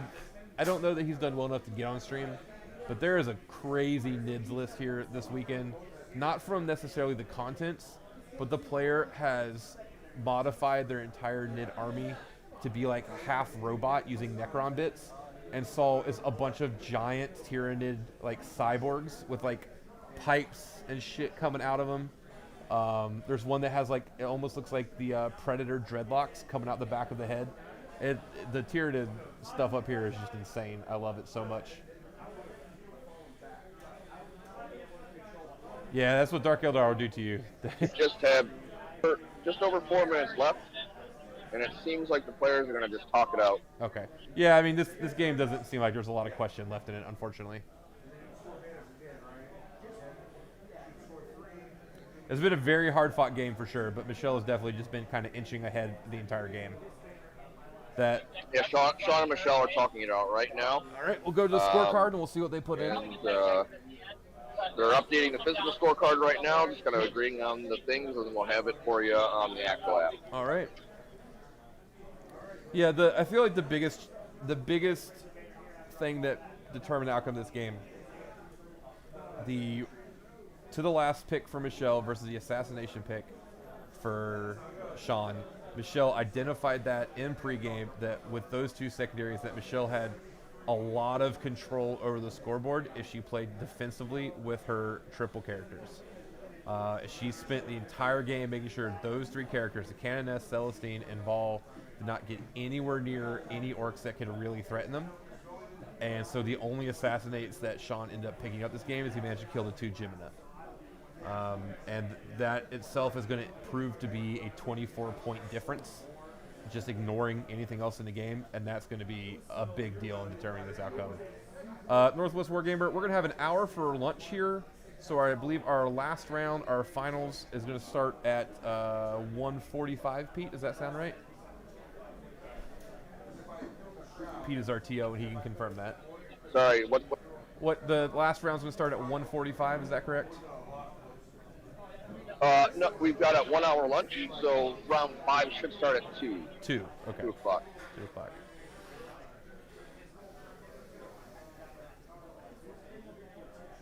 And I think we should be completely done by 5:15. Yep, it's been a very well paced. We haven't had any big delays this weekend, which is always great. People, you want to play your 40K, but you want to leave on time too. try and run a tight ship, especially with the timing goes, because there's nothing annoys players more than delays. And I think that the leaving Sunday Yeah, people want to get home on is Sunday. a huge thing. Yeah. They want to go home. That's why we don't do 6 rounds. Yeah. You know, people got families. They got to go to work Monday morning. Pete, did you confirm earlier that Brad Chester did win his game? Or are they still playing? I can. They're still playing. They're going to go to time. It looks like Tom's hanging out with them to make sure everything's good. Tom, yeah, it's a very contentious game. Let's put it that way. Okay. Well, glad we have extra people on hand to help make sure everything goes smoothly. It's always good. All right, so it looks like our top 3 of our top 4, our 3 undefeateds, are going to have David Timms with Admech, Michelle with Sisters, and then Matt Estrada with Admech also. We know that the 4th undefeated list is going to be Drukhari, as both Brad and Daniel are playing Drukhari. So depending on points, we'll see what our matchups are. We may be able to do a little bit of camera maneuvering. We'll see, to see if we can get a shot of both tables in the last round. Otherwise, Pete will definitely be keeping us updated on how the top 2 tables are going, with whichever one is not on camera. Yeah, I'll be the Gazgul Throck of table bosses. I'll be the biggest boss. The biggest boss. All right, let's say we're getting a final score from Sean. I heard 90 to something. Sean's putting it in the app now, so we will see it in a moment how it shook out. We know Michelle's getting 15 on the 2 to last. We know Sean's only getting 6 on Assassinate, and that's going to be a big difference.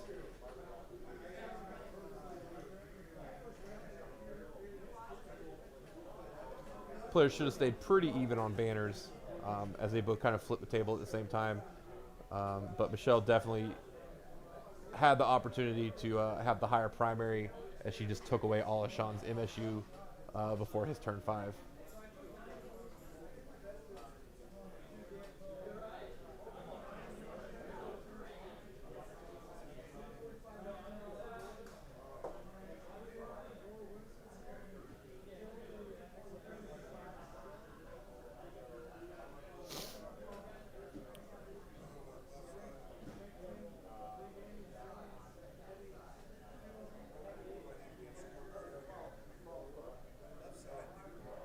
Yeah, it looks like Sean maybe the 40 was accidentally put in for him when he meant to put it in for Michelle.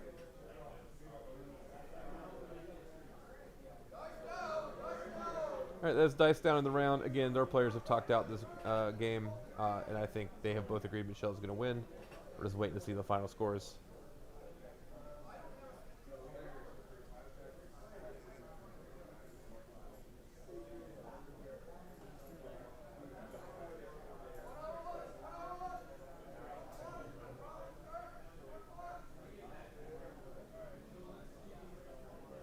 All right, so they are going to say Sean is giving credit for a third assassination. They're believing that the Orks will be able to pick up one more character.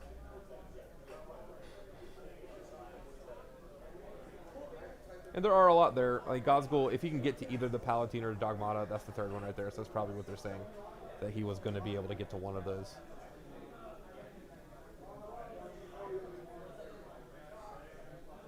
All right, yeah. So 40 for Michelle in primary. Deshaun's 25. Killed all the characters except Gosgul to get to 12. Again, the 2 to last, 15 to Sean's assassination for 9. Again, be able to dictate that he was not able to get all of those while Michelle maxed that secondary.